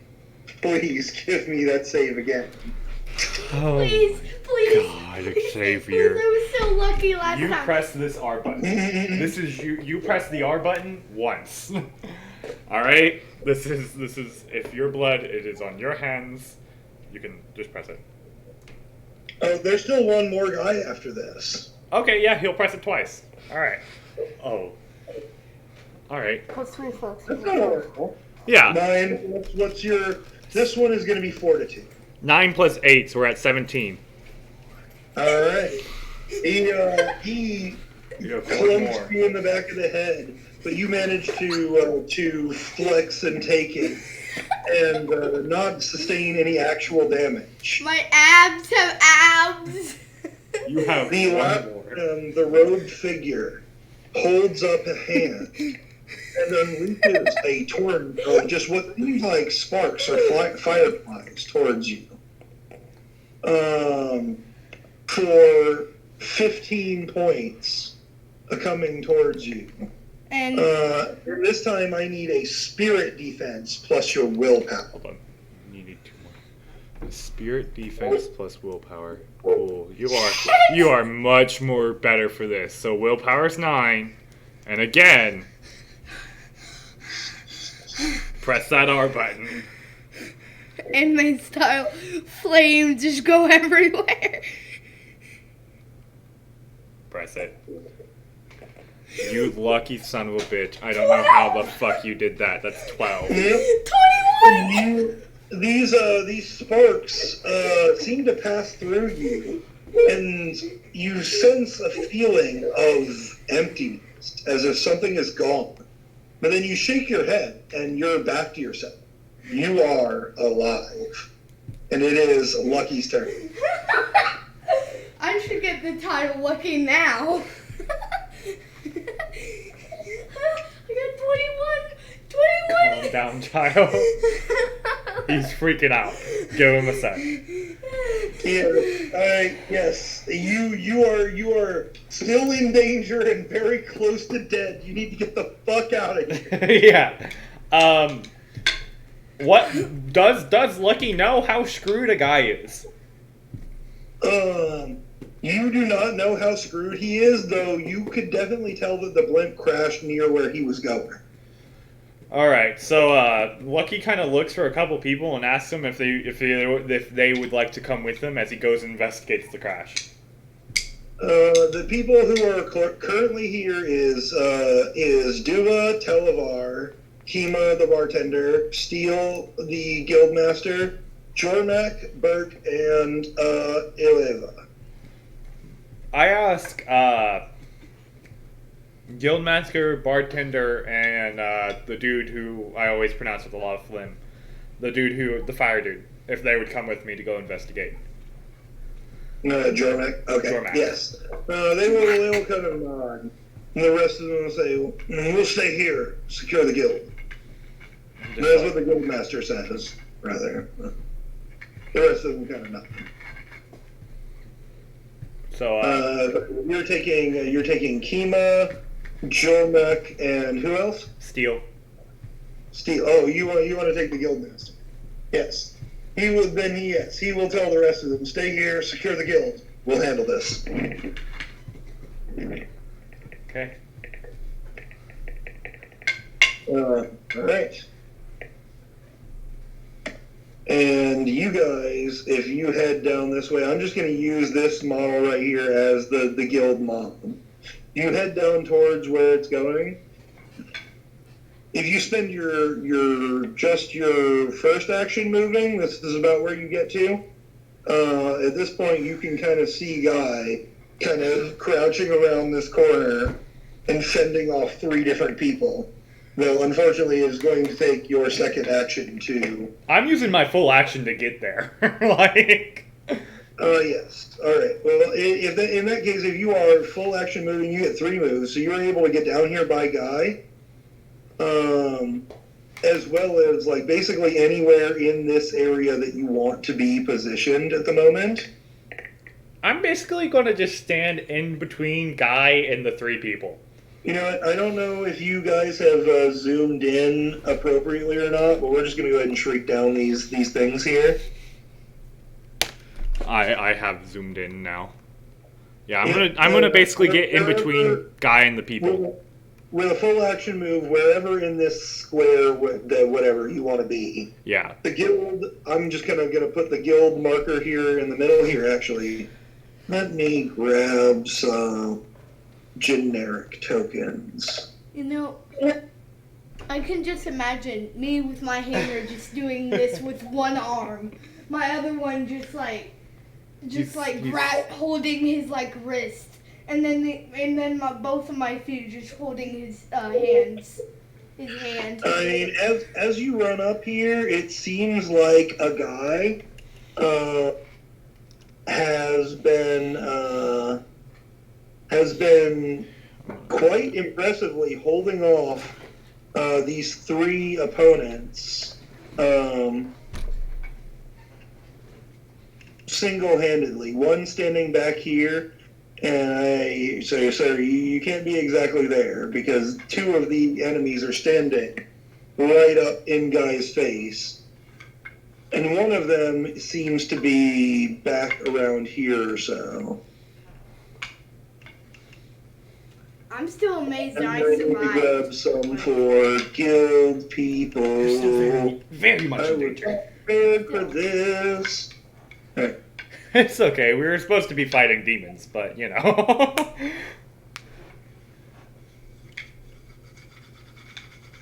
Hey, I mean, this is as much as exciting as protecting our own city. Everybody will come to my store now. Alright, the guild members are kind of here clogged up behind Sky over here, or a guy. I will say, the guild master kind of launches himself through the air with his thing. I kind of just fly over a guy in between. Yeah, you can fly, he can fly. Jolnak and Kima, who are these 2 here that I have left behind, cannot fly. So they're kind of moving up to back up a guy here. I still can't believe I'm alive. You still have an entire fight to get through. Oh, yes, you do. And it is actually now a guy's turn. All right. What are you doing? There are 2 enemies in front of you who seem intent on killing you, and your guildmates have come up behind you and or flown over your head to back you up. I'd look at Lucky and I'd say, can you shock both of them on your next turn? That's how you phrase that? Yes. Hey, yeah, hit both of them, please. On your next turn. And then, Remember, you can hit 2 enemies, but because you have not taken that special ability, it requires you to split the damage. Alright. I guess now is the right time. Ultimate mode, let's go. Yeah, that's about what you get. Go ahead and do your thing. Alright. Certainly, the 15 orbs form. Is that how many it is? Yeah, it's 15. Let's see. And he's now at 7 hit points instead of They're as his big as 1. You are slightly more healthy, and you have access to attacks without copying people. But I think your defenses, some of them are slightly better as well. But No, all his stuff are the same. Oh, except for hellish resistance, he has a +2. Yeah, he has a slightly better body resistance in this form. Alright. I will use my... Remember, as far as your combined blast goes, it can hit multiple enemies, but you can only use it 3 times. I'll use my combined blast. I'll hit the people in front of me. Alright, well, there are currently 3 enemies, and 2 of them are in front of you. You could hit all 3 if you would like to. Alright, I'll hit all 3 of them. Alright, go ahead and roll your thing. Alright, it's a 6 keep 4. Yep. Combined blast. Well, let's see how it goes first. Okay. Does it explode? Yeah, Yeah, it I does. think. Yeah, because all my things explode. Well, no, while transformed, Combined Blast is the only one that explodes. Remember that. It's your limited one, and it's also the only one that explodes. Okay, so it explodes. Exploded! Exploded! I already have. He has a 25. And what did we decide? Actually, I don't think we did decide. Does that target body or spirit? Is it either or? Is it a purely magic attack, or are you blowing them the fuck up? Well, it's combined. Well, you have it either set as a ranged or melee attack, so it's up to you. Okay, well... Yeah, you have to decide whether it targets spirit or body. I'll attack the body. Are you destroying their magic soul, or are you attacking them and literally just blowing them up? You know. I'll attack their body. All right, body. Gotcha. Okay, that does matter because there is important stuff. These guys have different stats for that.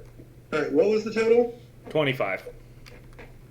All right. The guy with the sword, who you are currently holding off, seems quite blasted back and damaged by this. Oh, one of those was extra. All right, so I'd hold. The robed figure seems even more so hurt by this. All right. Okay. The guy, the buff guy, also seems to be knocked back a little bit, though less hurt. Okay.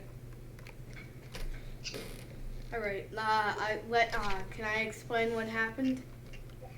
I mean, yeah, but that was only one of your 2 actions. Well, I'll just explain what happened real quick. What do you want to do with the rest? Like, do you want to keep on attacking with the rest of your turn? Yeah. Oh, yeah. Then, I'll hit the person behind Lucky with a ranged attack. the angelic rays one? Yeah. Angelic. Yep. 6 keep 4, but this one does not explode. Yes, angelic. It's okay. The one standing behind Lucky is the guy in robe. Still. One of my words would just blast. 18. Alright, let me do his nonsense job. He seems to anticipate it this time, and he kind of waves his hands in front of him, and seems to catch some of it. So he's still blown back a little bit, and his tight clothes wrapping his face and entire body seem to be a little bit singed after this. Alright. I have a question. Which one seemed more damage that was in front of me? So far, the guy so far none of them have dealt damage to you. You've been able to block all of them. No, which one has None of them actually hit you, so you don't know. He wants to know which one seems the most hurt to him. Like, so he knows which one to hit. I mean, right now there is kind of a short, skinny guy with a sword, dressed in black clothes, and there is kind of a big, tall, beefy bodybuilder guy who looks like he's ready to hit your head with a rock. It's your decision which seems more dangerous. All right.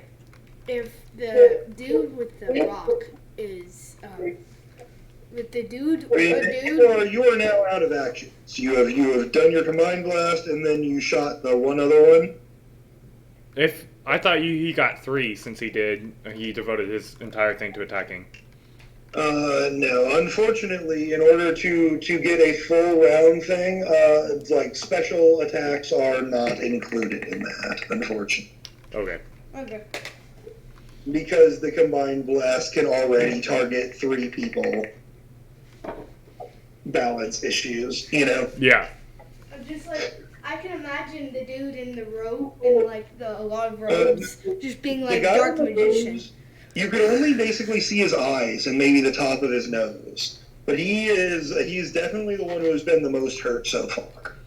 I can just imagine him being like the dark magician with like dark magician, magic, dark magic attack, and then just like putting his hand up every time he attacks.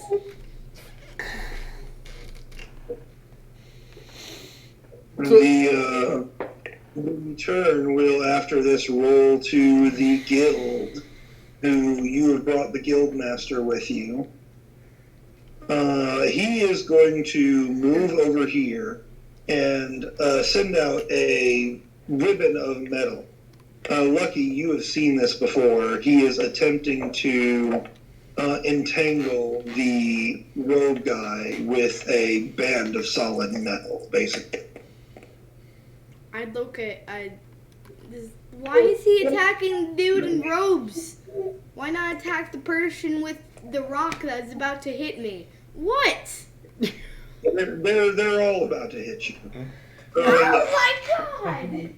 This back guy back here he is wrapped up in strands and bands of metal. He does not seem to be able to move at all. And then the 2 behind you,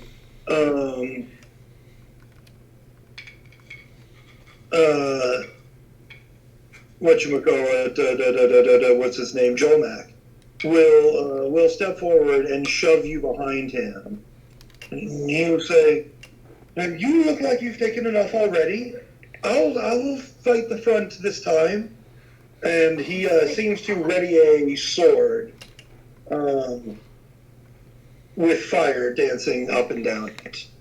And then strike at the guy that seems to be holding a sword entirely made of fire. I just say, thank God. Or thank magic. Thank magic. There are gods in this world, just not exactly the real life ones.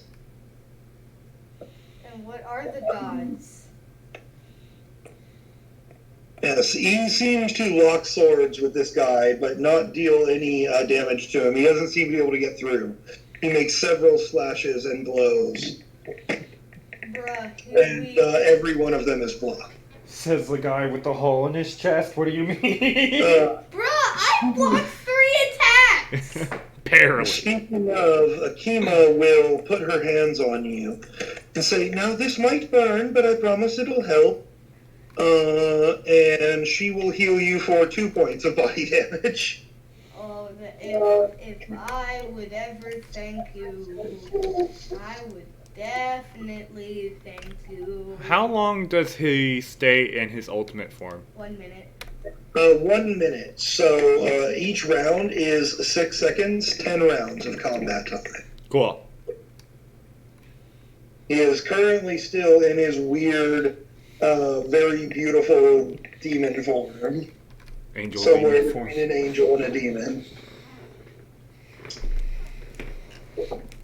Alright, and that will bring us back around to the bad guys.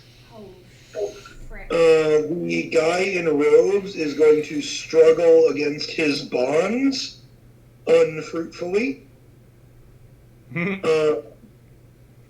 The guy with the sword is going to continue to attempt to fight with what's his face? With I keep forgetting Jomac. his name. Jomac, yes. Though he rolls real fucking bad. That's probably a defense there. Yeah. they continue to fight to a standstill in this kind of like tight alleyway right here. The guy holding the rock, now there are swords flashing in front of him, turns to you. He will kind of step over this way. Turns to me?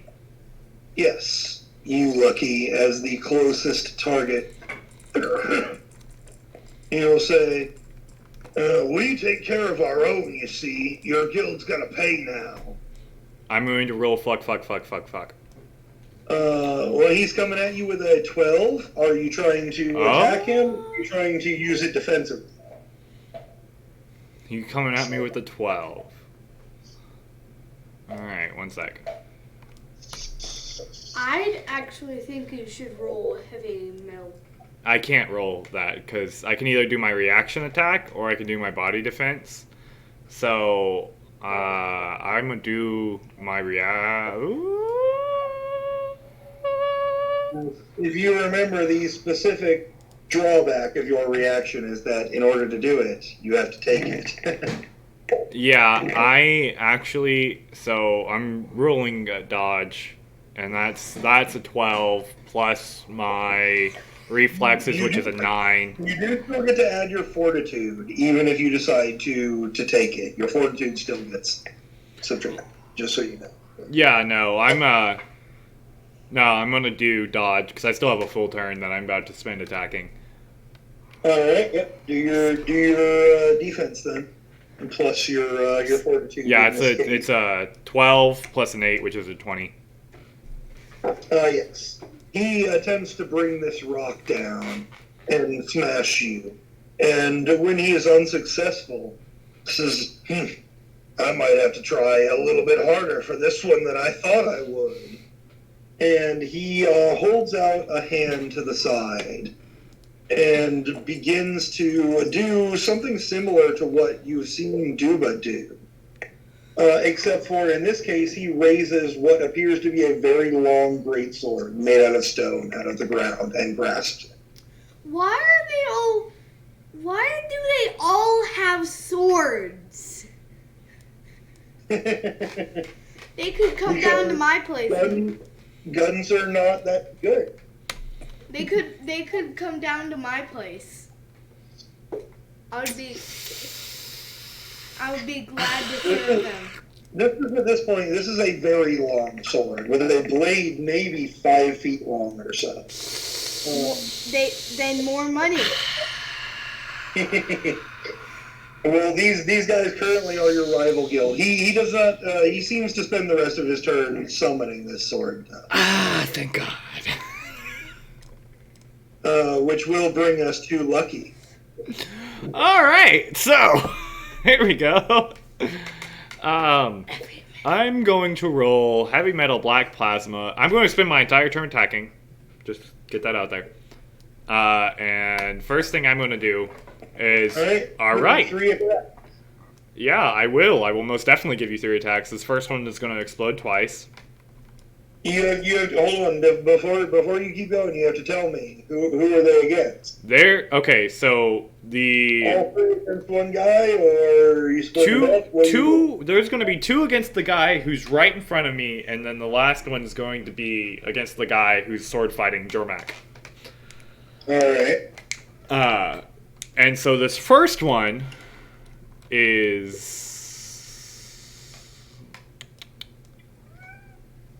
Stop that.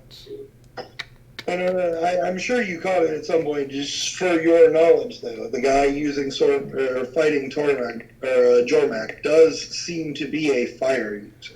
Oh, yeah. That's going to come into play in a little bit.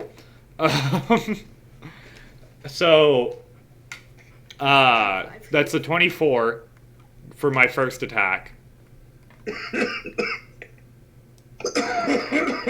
Yeah. Where's his? And let me roll his dice.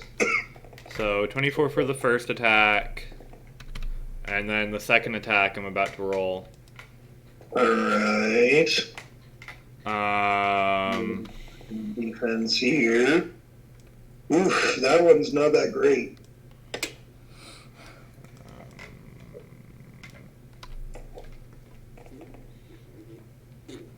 Mine's not that great for my second one either. But that's a keep. So 24 plus 10, 34.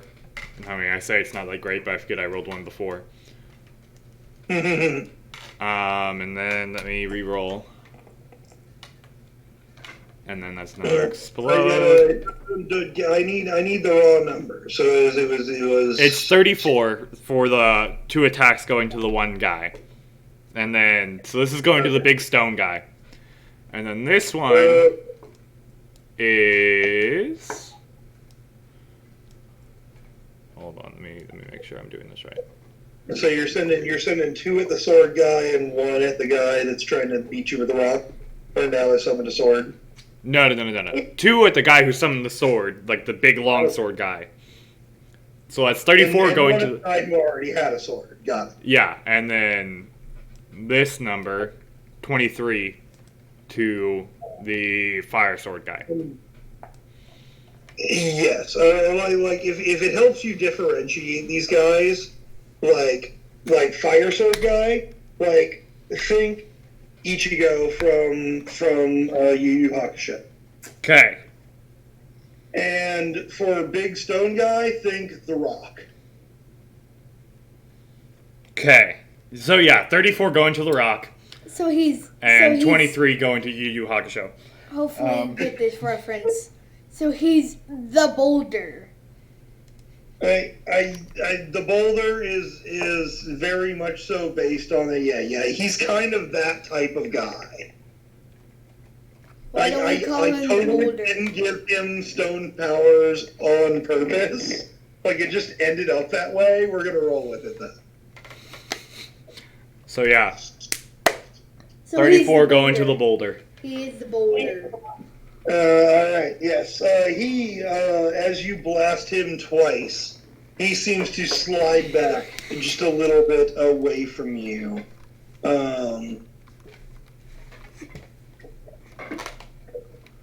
And he seems to have some definite burn and scorch marks on his forearms, which he threw up in the classic X-shaped formation to block your attack. And the other guy, caught off guard by his fight with one of your guildmates, seems to take quite a shock and seems to be more wounded than the other guy was after 2. Alright, I'm guessing it's my turn now? It is now a guy's turn, yes. Alright. Since I have 2 actions. Right now, you've got Jolmac fighting in front of you, and Kima is trying to heal you, though it's going slow. Alright, for my primary ability. For my first move, I'm going to shoot a combined blast at all 3 of them. In order to do that, you're going to have to step back out in the way here to be able to see all 3 of them. Right now, from where you were, you can see these 2, but this guy is kind of around the corner and you can't actually see him at the moment. Alright, I'll walk into it. And you kind of duck around the sword blows and over here by Rock God the Boulder, who is currently trying to smash Lucky. From here, you can see all 3 of them. I'm blasting them with a combined blast. Alright. Yep. Do the thing. Oh, so he's rolling a combined blast? The combined blast, yes. Alright, let me get up his thing, because I was not paying attention. I was sending a text, and I apologize. It is 6 keep 4 explodes on this one. This will be your second of it. Alright. This one's 14. Alright, not super great on that one, but let's see how the various guys do. Uh, hmm. Both the boulder and the guy who is tied up in metal seem to not be affected. The boulder just kind of flexes and it bounces off his impressive abs. And unfortunately, on the other guy, your aim is a little bit bad. And you hit the metal instead of the guy himself. But the guy mostly in front of you here that is fighting with the sword seems to once again be caught off guard by this offside attack. And he kind of slumps against the wall, barely keeping away the sword of Jolmek. Even his abs that have abs. Yes, his abs have abs, have abs, have abs, have abs, as many layers as you want to go down. It's just abs all the way down. Yeah, he doesn't even have atoms. His atoms have abs. Alright, so it's now guild turn then? Or Yeah. It is wait, the hold on, guild- he has one more. Doesn't he have one more? Oh yes, actually, you are right. He does get one more thing. No. You moved and then you attacked. That's two. All right. Guild turn. Okay. I'm looking at you. The chemo will kind of move up over here, and she will kind of look at the situation for a second, and then proceed to attempt to splash alcohol over the guy currently holding a fire sword. Alright. Oh my god. Oh my god. Are you seeing what I'm rolling over here? Oh my god. Can I roll fuck to help her with this? If you would like to, yes. You have a reaction here, though. That does mean if any of these people attack you, you won't be able to defend yourself. I'd be able to still do my defense though, wouldn't I? Because this is the guild's turn. So like once it turns over. Yes. Okay, alright. Then yeah, I'll roll it. I don't really help much, it's a 6. Because where we are in the turn, everything is fine. Yeah, go ahead and do it. Yeah, it's a 6. Oh my. Yep.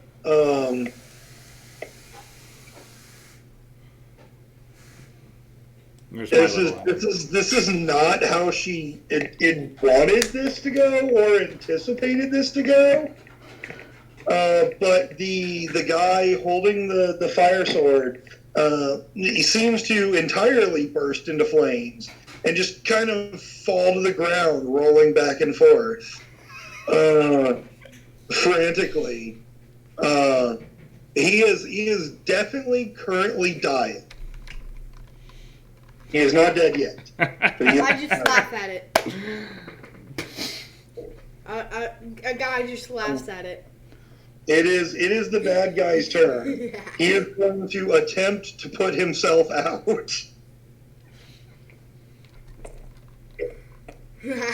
Alright. He thankfully does succeed. He manages to put himself out and then just lays there on the ground, like deeply heaving, obviously not going to get up. That guy is down. I like how you flipped it, even though there's really no way to tell if it's flipped one way or the other. Yes. I'm just gonna put him off to the side here for now. He's still there, but he has kind of crawled off to the side and is definitely not in the shape to fight him. And that will bring us back around. Oh no, we got to do the other bad guys. Guy with rock. Oh well, now he's guy with stone Boulder. sword. He's Look, the boulder. Between Lucky and a guy. and he is going to raise his sword to the sky and shout, "Ultimate technique! Stone Cyclone!" A guy would just. That's a lot of dice. That was a lot of dice. Could you not do that? Well, I'm not done yet, is the problem. Alright, have a nice day. That is going to be a 16 points. No, 20 points coming at each of you guys. Please give me a body defense plus reflexes or fortitude. Alright, so Xavier, I'm gonna do fortitude for you because that's your higher one. Also, you're gonna you're gonna go down. I know, Xavier. You don't have to tell me. +2, so 5 keep 2. Yeah. I mean 4. Sorry. 5 keep 2 plus I'm just 4. looking at my skills. I should also point out, I feel like it was implied, but at the point he shouts this, he begins holding his very long sword out and spinning in a large circle. Oh.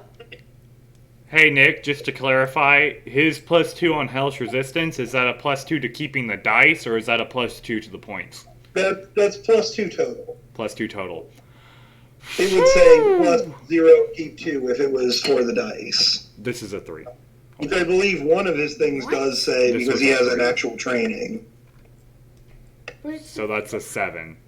I accidentally yeah. rolled it again. Okay, yeah, we actually did that wrong earlier. On his smithing, he is supposed to have a +0 keep 1, not a +2 flat. So it is actually supposed to be 5 keep 3, no bonus for his smithing. But this one is just flat bonus. Okay, so that's a 7 plus 2, which is a 9 plus 8. So that's a 17. Yes, you take 3 points of body damage. Oh god. Which means if I turn back to my regular form, I'm dead. Yeah, you're unconscious. That is what that means, yes. Well, it doesn't mean you're dead, it means you're dying. Well, just really quick, I just want to do something funny. The thing, What you got? Hold on. I think he's trying. Yeah, I mean, we do need the rest of the defenses here, but while you're rolling them, what you got, Xavier? What's your anime thing? a guy be like breaking the fourth wall, having bunny ears all of a sudden, and then looking around like, oh frick, wrong set. I'm an 18, so I take 2. And puts it under the face. And you take 2 as this guy spins around with his sword and slices into both of you slightly. But both of you manage to get mostly out of the way. A guy breaks the fourth wall 24/7 starting now. Fourth wall breaking is its own power. Sorry. Aww. Well then, next time I level up, I'm just gonna fourth wall breaking. That's one of If my- you make it out of this thing, good God. Actually, that is a good question. How many turns does he have left in ultimate form? In Guy's ultimate form, it's been 2 turns. You've got 8 left. All right, that's enough to. This fight has not been going on super long. You guys have just been getting kicked in the ass. I feel like we're doing pretty well. Well, to be fair, a guy has been getting kicked in the ass. I mean, I'm still amazed that I had one body left, and anime styled just grew arms all of a sudden. Okay. So Like This guy is kind of crawled off to the side, like he is alive, but barely so. The rogue guy behind you is wrapped up in metal, but still trying to fight it. And the dude in front of you has just apparently performed his ultimate technique. All right. A guy would just. That's weird. So it's Obama now face. to my turn.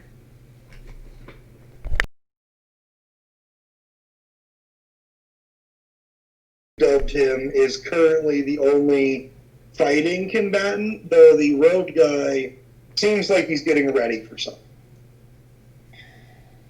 So is it my turn now? It is, yes. It is Lucky's turn. All right. So I'm going to do a Black Angel Redemption, as well as eating the 5 glow things I have in reserve. Consuming all of them. It is, in combat, unfortunately, one of your actions to consume one of those. To consume only one? Yes, you Oh, have, you because fuck. specifically these are vials that you have to open up and, like, separately consume. All right. It's All not right. like one big bottle, you know? All right. All right. Well, then I will do Black Angel Redemption, and that gives me the +1 keep one to all. And You can now fly without spending an action for the next minute. yep. So That's nice. is all of these. Which means And you get- I'm about to go ham. I'm about to go ham on Big Stone Sword Guy. Alright, ruin his life. I'm about to. I'm. Oh, I pressed E. Going to One ask sec. you before you roll these dice, is your intention lethal? Yes. Before you tell me My intention. Well. He's the one who friggin' almost tried to kill me. Yeah, he almost tried to kill me too. Don't be a baby. Stab her with safety pins. as far as legal and moral advice in this world goes, what I can tell you is that most guilds typically frown on killing people, but technically as a dark guild, these people have forfeited any and all right that they have to the legal system of this country. Who? The Dark Guild people. The dark guilds. Basically, no one cares what happens to them. You will not be legally punished for killing a dark guild member. You Though illegally. most guilds still frown upon it. Huh. But I want to know, is your intention to incapacitate or to kill people? My intention is to incapacitate. What does that mean? The last little temptation that I will give you is, in their attacks against you, their intention was clearly to kill. You are tempting me to murder someone. It's one of my favorite things to do when I GM. No. I'm just gonna knock him out. 28. Alright.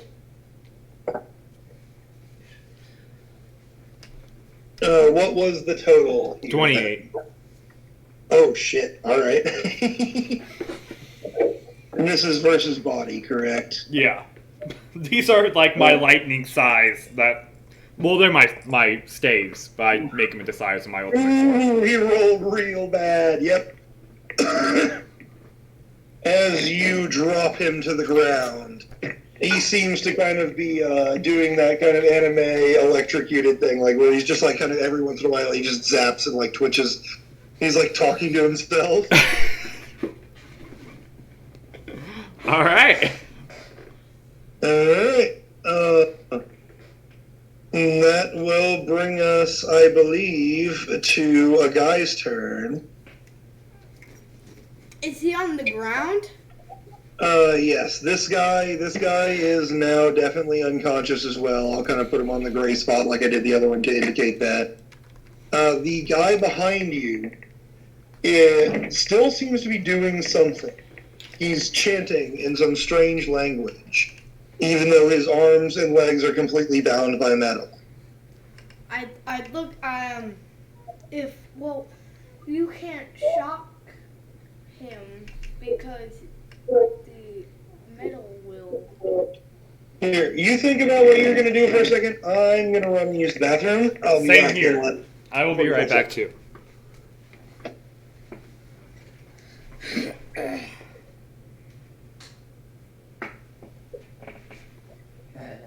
Excuse me.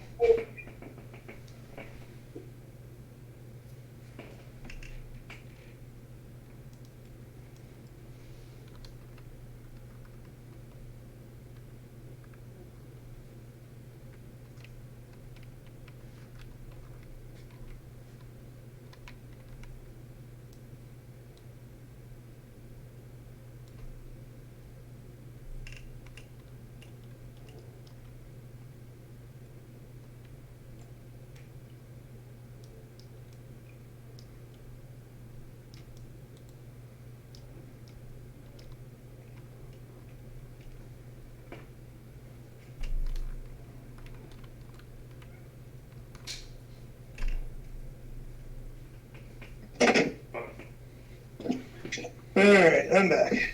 I am too. That was convenient timing. All right. Convenient timing, yes. Alright. So, yes, you are still in your ultimate form here. Which, by the way, I do want to talk to you about at some point. Like, is this a creature you saw at some point? Is this a creation from your own imagination? We're going to have to talk about that at some point. But for now, you are still in your ultimate form. And this guy over here, the hooded and robed figure, seems to be staring you directly down, locked eyes with you. And he is chanting in some language that neither of you understand unless Lucky wants to roll me a godlike communication. Oh, damn it. All right, fine. What about me? Can I roll? Or You can roll a one. You can roll a one, keep one, just to see if you've come across this before, but you're probably not going to understand it. That's a 3. And yes, it sounds like something you've heard before, but you can't quite put your finger on it. mine's a 9. You recognize this language as what is commonly referred to as the Greel language. Oftentimes used by demon worshippers and demon summoners. Oh! Hey! Yay.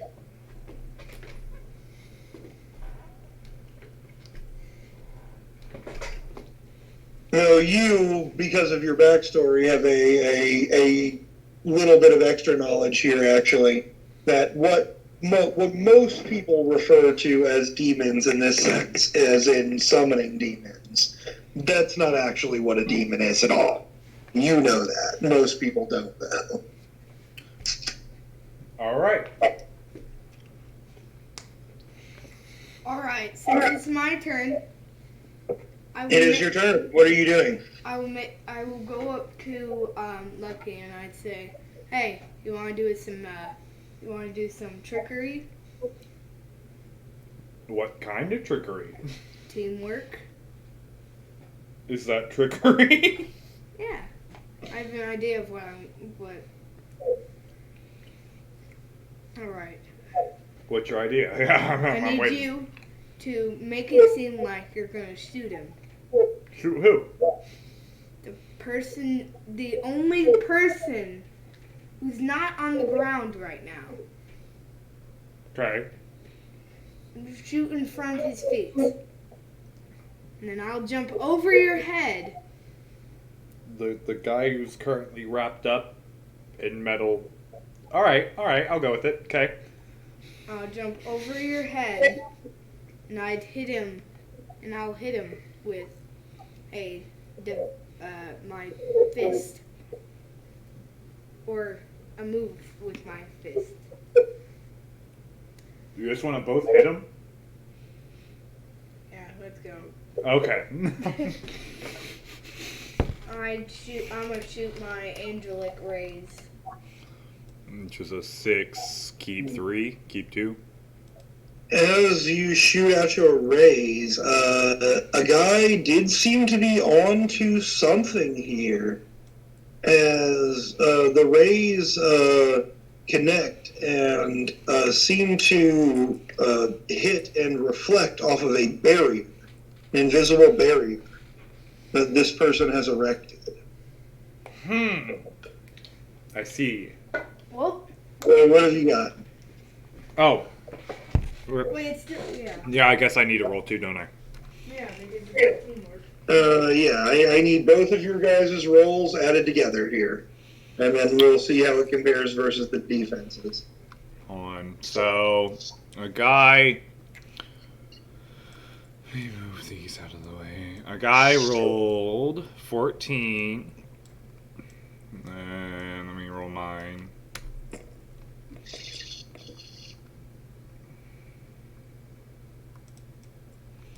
And once again, I will ask, is your intention lethal or just to knock this guy out? Mine is lethal. Mine's to knock him out. All right.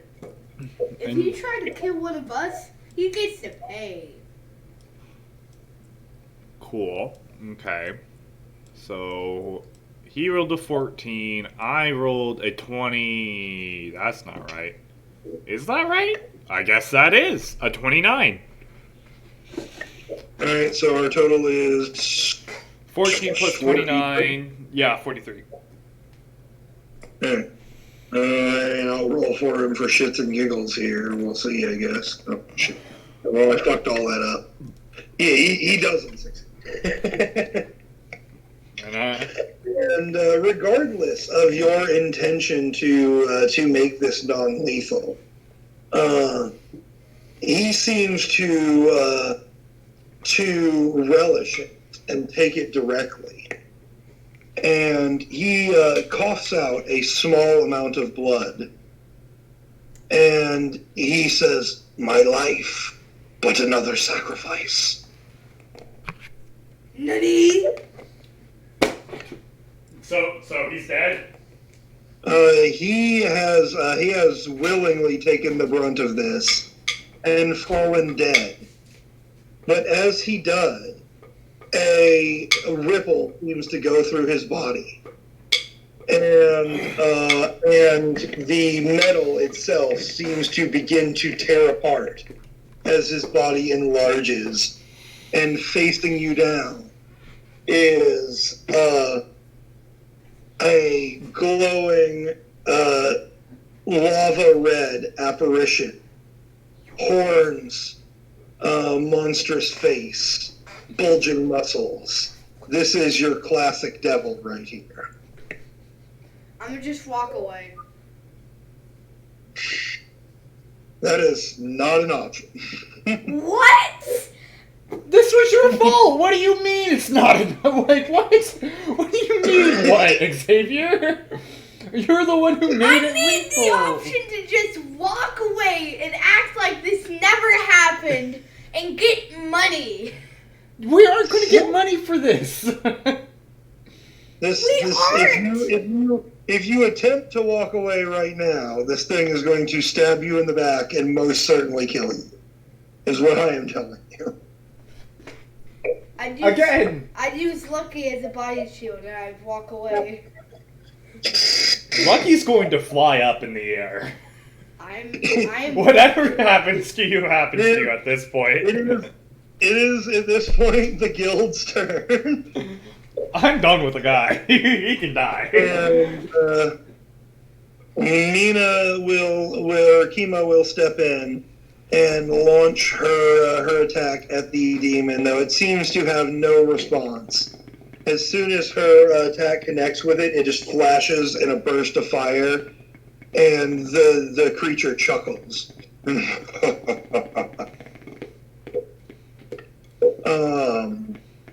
The other dude, Jolmak, will also step forward, and he will attempt to launch a bolt of flame at it, though he alters it to be of the cold type that you previously experienced.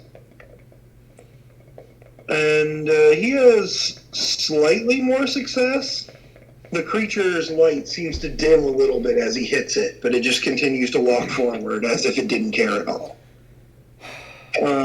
Which will bring us to the bad guy's turn. I noticed that you guys are conveniently nice in a line right here. Yeah, we are. It seems to hold out both of its hands simultaneously and hit you with a blast. Once again for 20 points each. As the fire washes over you. Well, that's a 14. You have the option here to roll your absorb rather than a defense. But Ooh, actually. that does mean that you don't get to add your defense or your target values to the result. But it's your choice, you know. Would you allow me to see how... Okay, actually, because right now... You have the choice of either roll defenses plus your fortitude, or roll your absorb plus nothing, except for whatever perks you have for that. Alright. So, right now, I will take no damage from this. Like, I can tell you now, with my roll, I rolled a 14 plus my 8 fortitude. Would you allow me to roll my heavy metal black plasma to see if I get a better absorb roll? If you choose to absorb instead of defend, you have to roll it and keep what you get. You have to decide right now. I'm going to play it safe and just take this one brunt and then absorb during my first turn, my first action of my turn. So yeah, no, that's a 22. Yep, you kind of duck your head behind your shoulder. Your hair is singed a little bit, but otherwise you are not harmed. Alright, now I gotta roll a guide. Yeah, a guy. Please roll me body defense plus fortitude. Alright, yeah, I'm okay. Let me roll my death. Let me roll my death. You don't know that. You've had lucky rolls. I mean, right now you're better at this because you're in your ultimate form. Yeah, that's all right. So. Alright. So that's a key 2. So that's a 10. Plus 2, which is a 12. Plus your fortitude, which is an 18. No. That is 20. That is. I didn't upgrade those for this form. Your fortitude should be a 9. Is his fortitude 9? It is? Wait, hold on. What? How do we calculate these? I'm so bad at my own fucking game. I'm helping to design this game, and I'm so bad at it, guys. Well, if fortitude is mind plus body. Fortitude is mind plus body, yes. So fortitude should be a 9. Willpower should, in fact, be An 11. plus spirit. No, that one should be a 10. Mind plus spirit. And then the reflexes should be... Oh, yeah. Reflexes is an 11. Yeah. So reflexes is actually your good one when you're in your ultimate form. And my willpower.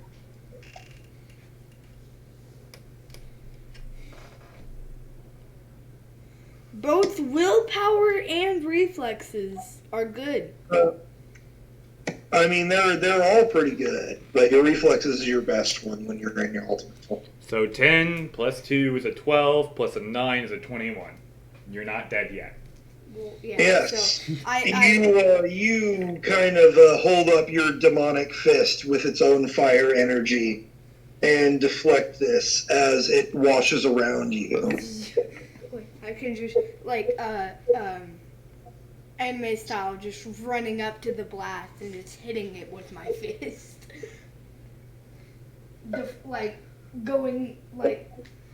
Splitting away from my fists, then forming back. Where are my things here, it is Lucky's turn. Alright, I'm basically going to try and suck fire off of him. As weird as that sounds. You're gonna try and eat it. Yep, I'm gonna try and eat it.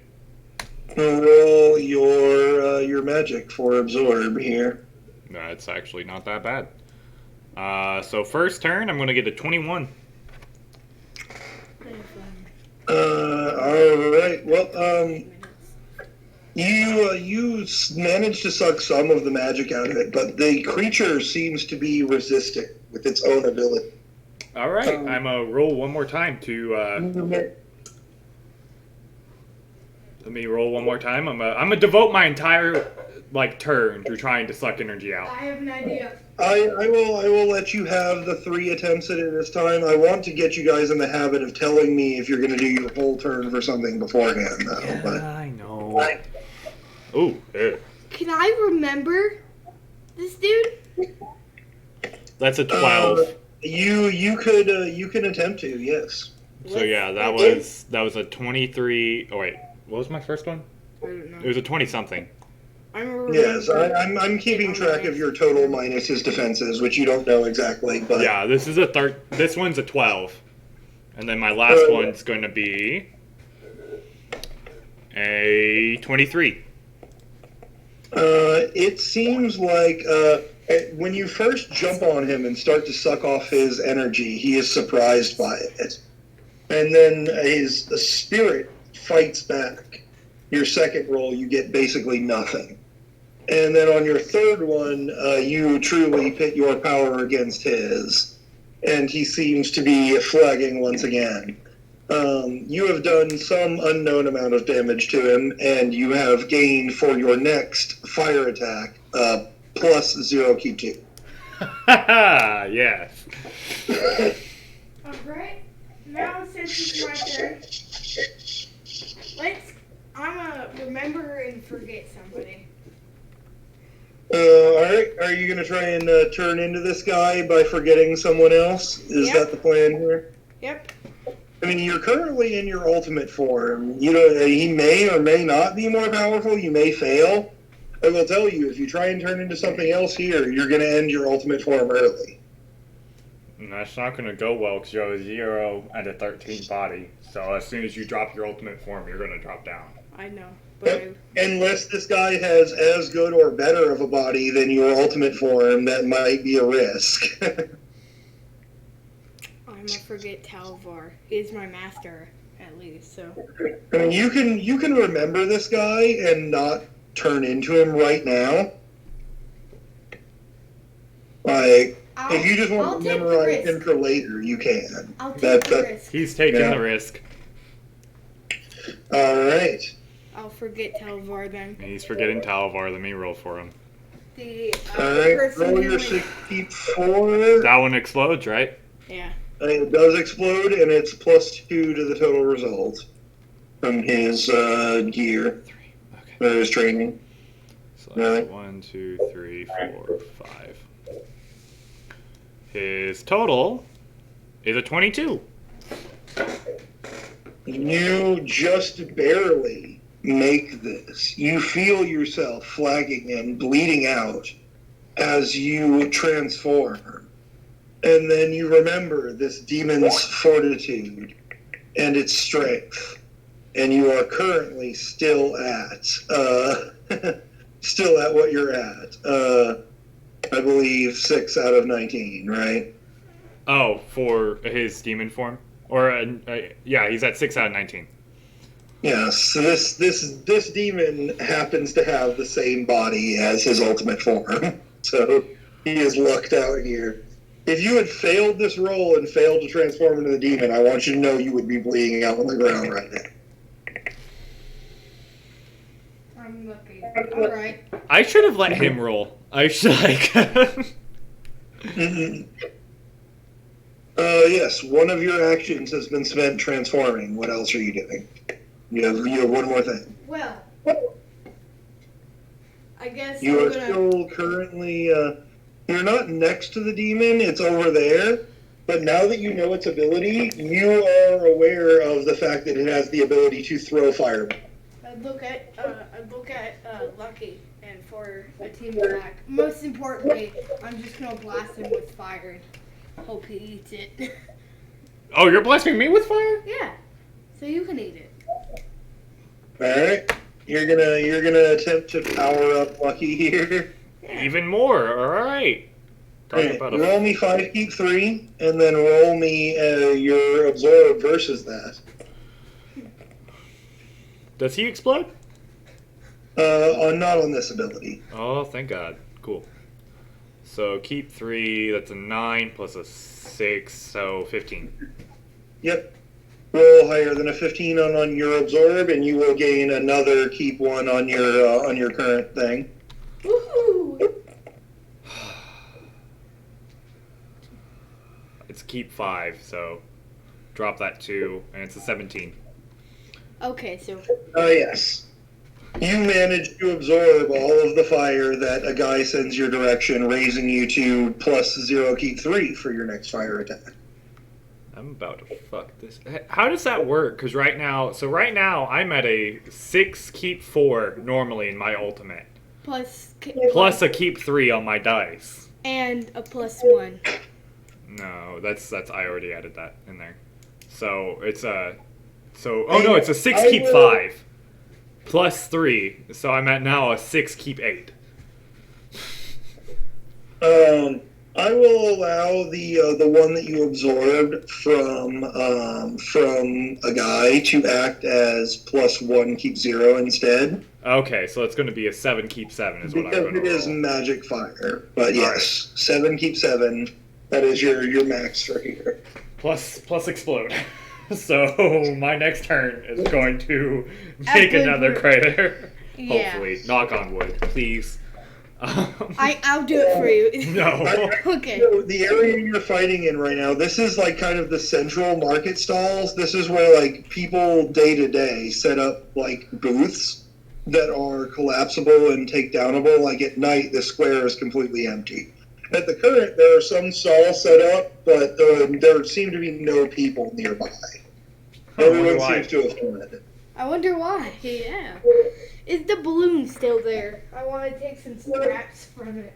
The balloon is kind of over in this area here, and it is crashed into a wreckage, like crushing the corner of these two buildings a little bit. Okay.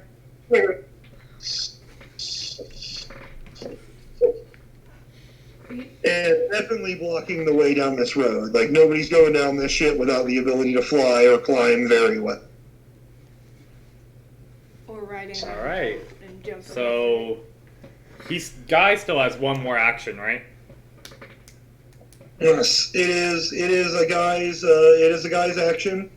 You spent 1 to transform into this demon. What is the? You threw 1 at Lucky. Yeah. That's your 2 actions. Oh yeah, sorry. I thought he had done the. Yeah, that's my bad. That will bring us to the Gill. I was.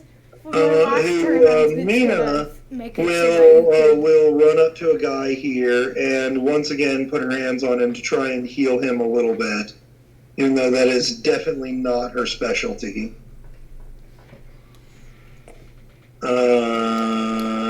That's pretty decent. You heal another 2 points of body HP. Cool. So now he will not die when he turns back. It burns and stings as her alcohol magic flows through your cuts and sterilizes them. But they also seem to close up a little bit. That's what guy would do. What's his face? I cannot remember this one Jormac. fucking guy for some reason. Jormac. Jomac, yes. I gave him his name and I cannot remember. Jomac will kind of, I can't make the tokens any wider here, but he will kind of run up to stand beside you to face down this concurrent foe. And he will kind of nod to you the same way you did earlier and say, both at once then? I'm like, let's fucking go. And Can I the join it? guildmaster will also kind of step up here and nod to that same sentiment. Can I join in? If Lucky chooses to hold for you when it comes around to his turn here, but it is now the bad guy's turn, and he is going to sweep out with a claw, deceptively followed up by a tail strike, seamlessly following it. And I need Lucky and the two NPCs standing there to make me save. I will most definitely. This one is versus a reflex, as he swipes out very quickly. Nice. I'm looking at yours. You got this. So it's a keep. Shut up, Xavier. But you got this. I know. It's a 15 plus a 9. 24. Shit, maybe I should have actually rolled the attack first. That would have been smart, huh? Yeah. Okay, yeah, it seems to be the number tonight. Once again, it is a 20 coming at you guys. Yeah, I block it.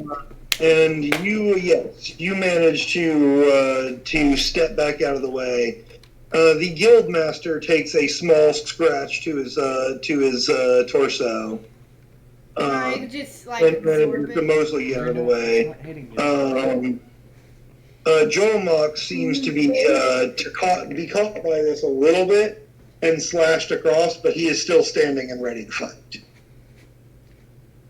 All right. So I can hit you with one more fire attack and then join you. No. Because I have a limit to what I can absorb. I'd say what I'm at is pretty much what I can do. Right now, Lucky is at the highest limits of what he can absorb right now. Okay, now can you just hold in so I can join y'all? Yes, I will wait. All right. So it is Lucky's turn, and if you are choosing to once again hold for team attack. Yeah, let me just. I'm rolling my magic now, but.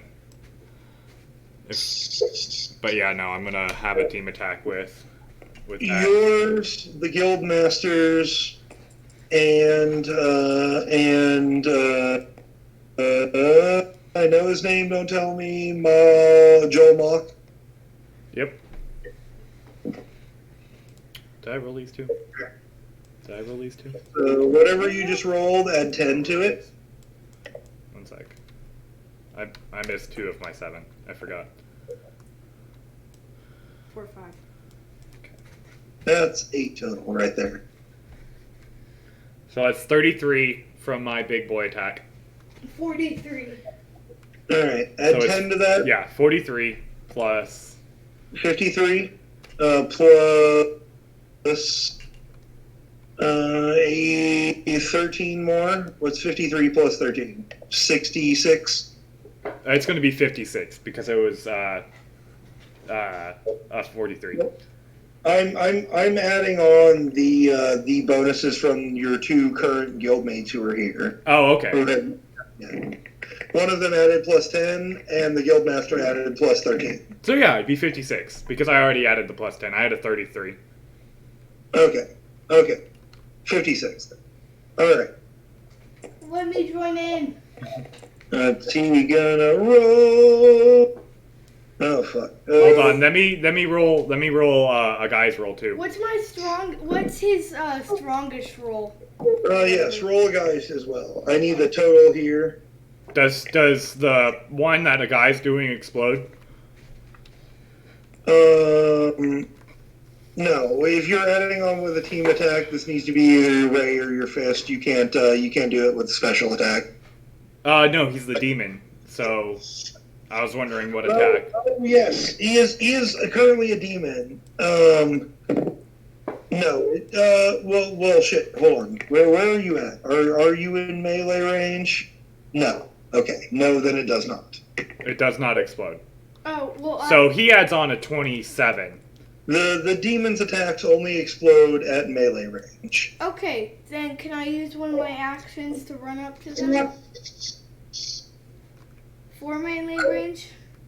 Unfortunately, if you want to ready for a team attack, that takes your whole turn. Yeah, So, so you you're still are fired. adding a You're- 27.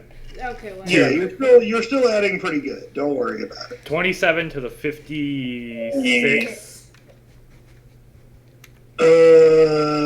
27 plus 53, that's even 100. 56, so it's 103. No, it's, what? What are you, what drugs are you on? One sec. Is this demon is thoroughly, or this whatever this creature is, Lucky, you know this isn't actually a demon, is thoroughly blasted into the ground. The husk of it 70. seems to be residing in the bottom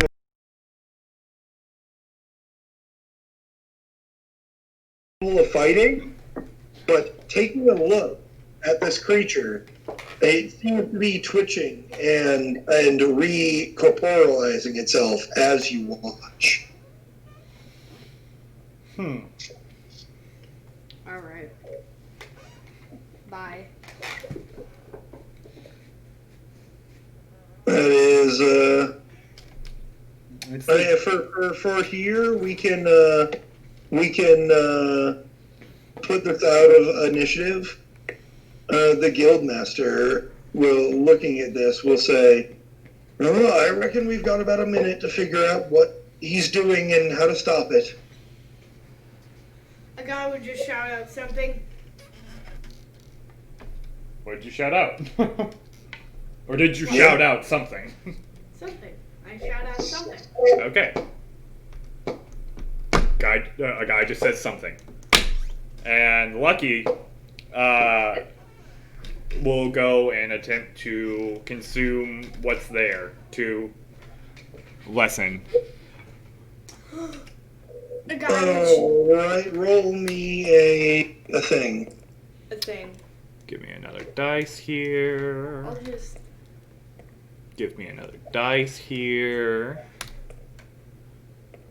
Cool. That's more Alright. than enough to be Plus insanely. this and throw awesome. that out of the way. My total is 29. Perfect. Yes. You managed to suck up what remains of this creature into your own pool of magic. So as you do so, you feel an influence in your mind. I've felt this before.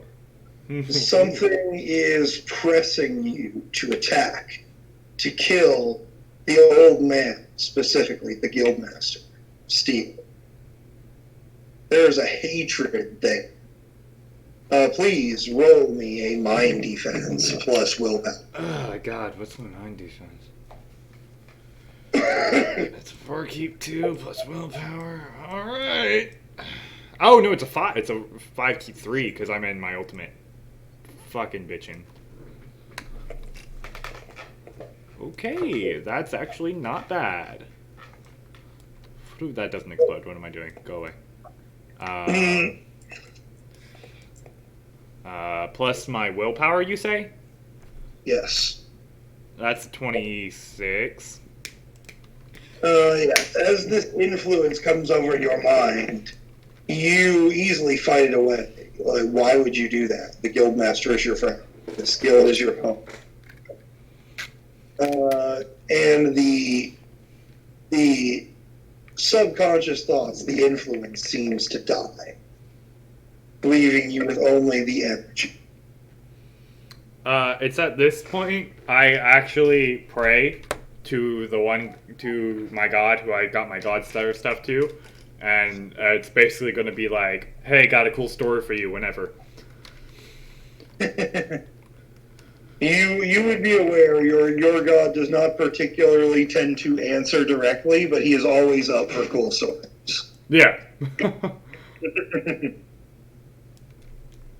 Yes. And as this mess seems to come to a close, you have one guy, the hooded and masked figure, which if you unmask him, seems to be a fairly young teenager, maybe 17 years old or so. But the skin completely blacked out and marked with many, many tattoos that you recognize as the same Grial language, the language of demons. Somebody The other worships two Satan. are currently unconscious / unable to fight, but what are you going to do with them? The same thing. Call the council and have them be taken. All right. And then bury. I'm going to offer to bury the guy who died.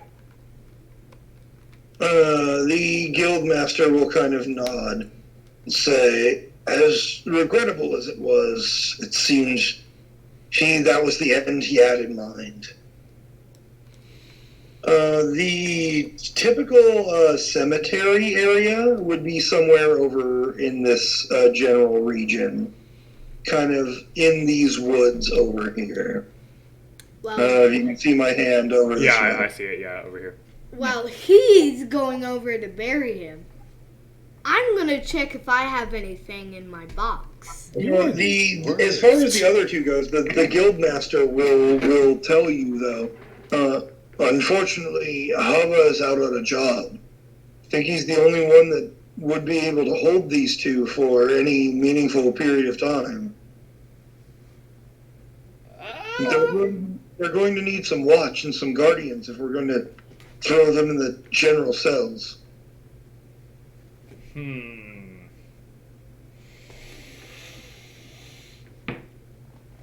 Lucky kind of offers as he's like transforming back, as long as someone is there to kind of feed him and keep him amped up, just in case they act up again. Yeah, I'll turn back to normal as well. So I'm not a demon anymore. And I kind of turn to Jormak and I say, "Can you make sure he gets buried?" Yes, I will attend to it myself personally. And he will kind of pick up the guy who, basically by his own choice, seems to have had part of his throat blown out, and start carrying him off across like this main road out of town here.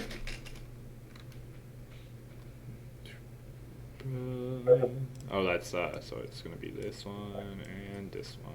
All right, can I go check out the crash and grab some scraps So from they're it? like over here. If you want to look over here and look through it, it seems like the balloon itself was designed not necessarily to carry a lot of people, but to be heavily armored and carry a few people.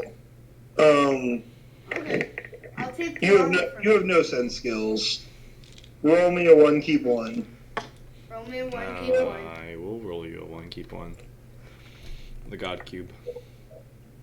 By the way, you're about to level up and get some more points. I suggest you get a sense skill. Yeah. It's a 5. That's pretty good, actually, then. You do manage to pick out a few interesting details here. It is destroyed now, but there seems to be some sort of radio-like device that would have been used for talking with home base or whoever they were talking with.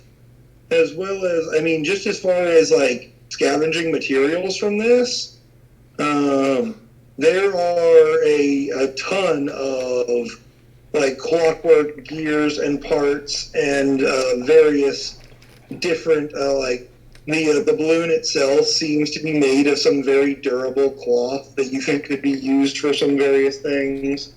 The steel plates are kind of already forged and hardened in their shape. You feel like it would be difficult to reuse them unless you had a use for like 2-foot square plates and things like that, but there is plenty here to be gained, for sure. All right. So, I would. Actually, before you do that, just to let you know, it is coming up on 8:30, and your parents are going to be here at any moment. Okay. So if I was trying to kind of move quick and cover the end of stuff here because I realized we were getting close to that point. But Yeah. okay, so I will open the radio if I could. it seems to be smashed and busted at this point. You can definitely tell that it is some kind of like radio-like device functioning off of magic, but you can't really it's definitely not usable. Oh, well, I was just making sure if there was any like wires inside or something that I could Oh use. yes, there are plenty of wires and cables and things like that running back and forth between different electrical boards.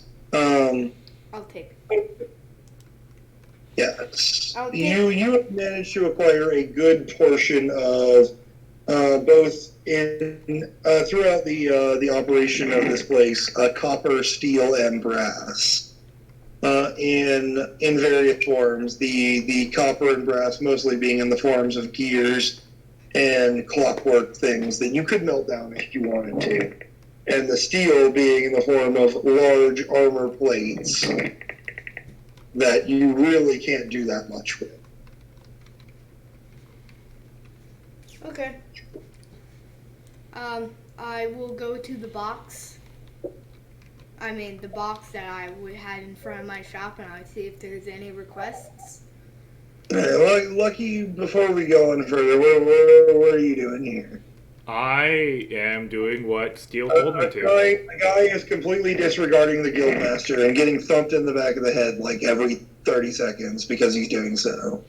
I have gathered up the two people, and I'm watching over them, like I was told.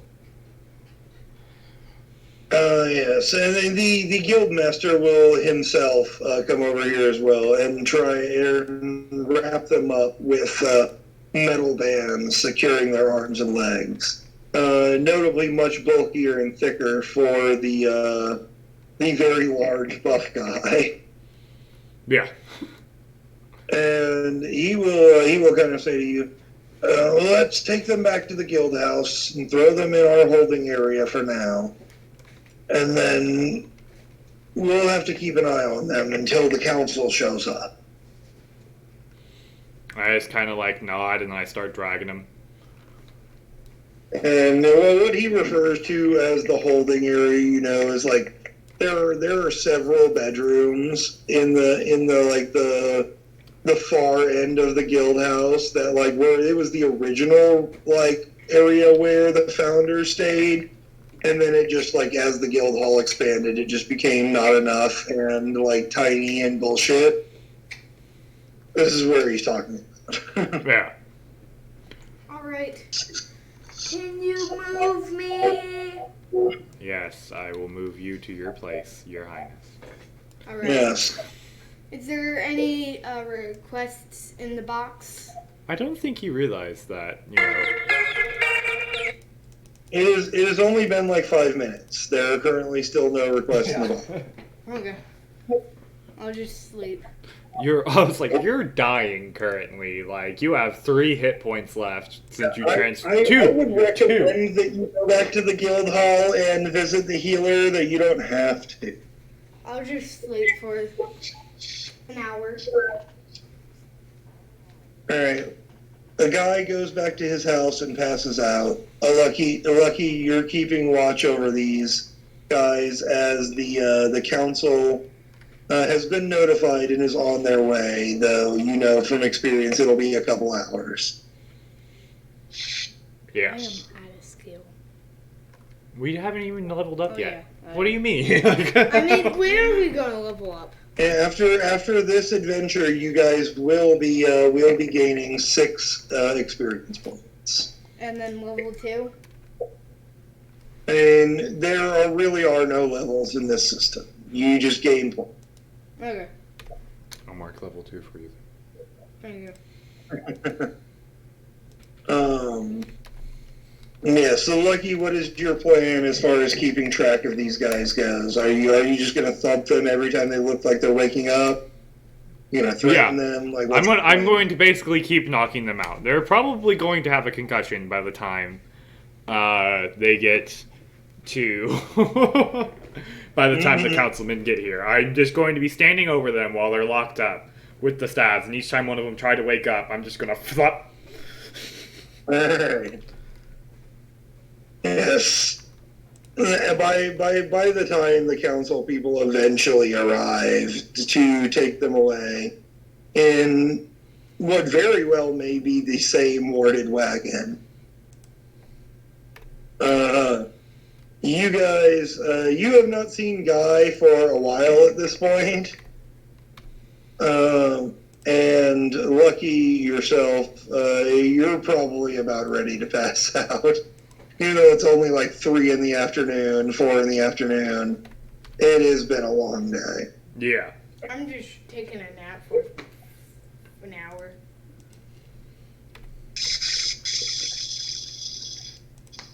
Taking a nap for an hour? I'm taking a nap for an hour. Alright. And eventually you wake up. The council person is still not arrived yet. Are you, where? I mean, if your plan is just to wait here for requests, I'm sorry, I'm going to tell you straight up, it's going to be a while. Actually, my plan is to, I just took a nap, so when I get up, I'll be ready, and I'm going to start forging some swords and stuff before these requests come in. Upon waking up from your hour-long nap, you feel ever so slightly better. There is still a giant fucking bleeding hole in your torso. I don't care. Alright, roll your smithing with a -8. Why? Because there's a giant bleeding hole! Your chest that you are not fixing! Oh, fine. I'll go to the ding healer. Whatever. Jeez.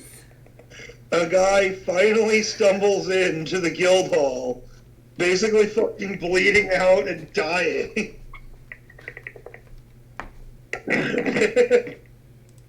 Good God. I don't know where he's been for like an hour, but he's finally showed up. I'm just sitting here playing whack-a-mole with the people each time they wake up. I just look at them weird with the Saitama face. I kind of want to smack you with the staves. Why? Kind of want to. If I knew it would kill you. I mean, at this point, it would be pretty easy to just knock a guy out. All you gotta do is one point. Unless I get really lucky like last time. just very, very tempting. Very lucky. A guy stumbles in with, at this point, dried blood all over him and just a fucking hole in his chest. I have a nice big hole in my chest, and I'd like to see the healer wherever he is. Gee. Just acting so calm, like there isn't no giant hole in my chest. I just look at Steel and like, if my eyes could be on fire, they would be, and I'm like, knock him out. Just knock him out and drag him over there. Good God. Roll me a body defense, please. Oh, Xavier? And, what about any others, like reflexes or something? Fortitude here. All right, great. Hey, don't roll those yet. I have to do math. Okay. I can roll now. I'm a flex. Does he have any disadvantage because there's a giant hole in his chest? No, it doesn't matter. The guildmaster thumps you on the back of the head. And you proceed to fall unconscious. Wait, what? How much did he roll? 27. Oh, yeah. Oh my God. My last words.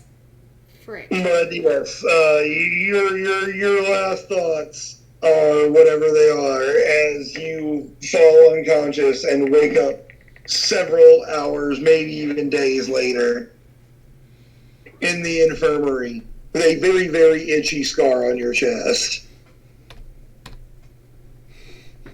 My hand. would You just should have died. Good God. There were so many times today where you almost died. my hand would just go over, and I'd just start scratching a little bit. The guild master for as far as this goes, a guy is unconscious for 12 hours. Okay. Lucky during this time, I don't know exactly what you're doing other than resting. I'm But staying watch and knocking out the people each time they wake up. Yeah, well, it only takes about 6 hours for the council to show up and apprehend them. Then I myself go to the infirmary and just pass out. Yes, okay, so you are also passed out. But at least for the entire time that you were watching these prisoners, the guildmaster seemed to be near you. Like, he seemed to be keeping guard with you. And the whole time, he is just drinking a lot. And he seems to be very, very worried about this guild and the fact that they have put a hit out on you guys. And specifically, he will tell you, those three, they weren't even their elites. Now that we've beat them, we can only expect more in the future. I'm just kind of sitting there and like, fuck. And I like kind of go and I'm like, so, we ready to go down to Clovertown? That's maybe a reason to call a conference of the other guild masters. But Alright, and I think Isaac is here to pick up Xavier. So that's where we're going to have to leave it off. So, yes, Xavier, do your rock. that is a perfectly fine place to leave. I've been ready to leave it off for like 5 minutes, but just going with you guys. Alright, so Xavier, do your rock thing before you leave. Hello. Next time is presumably the haunted island. Next yeah. time on Fairy Tale. Fairy tale, fairy tale, tile. It was just a rip-off version. Next time on whatever this show is going to be named. Okay, thank you all for watching. I hope you had a fantastic day. Like if you liked, subscribe if you wanted to, but you don't have to. Until next time, we'll see you.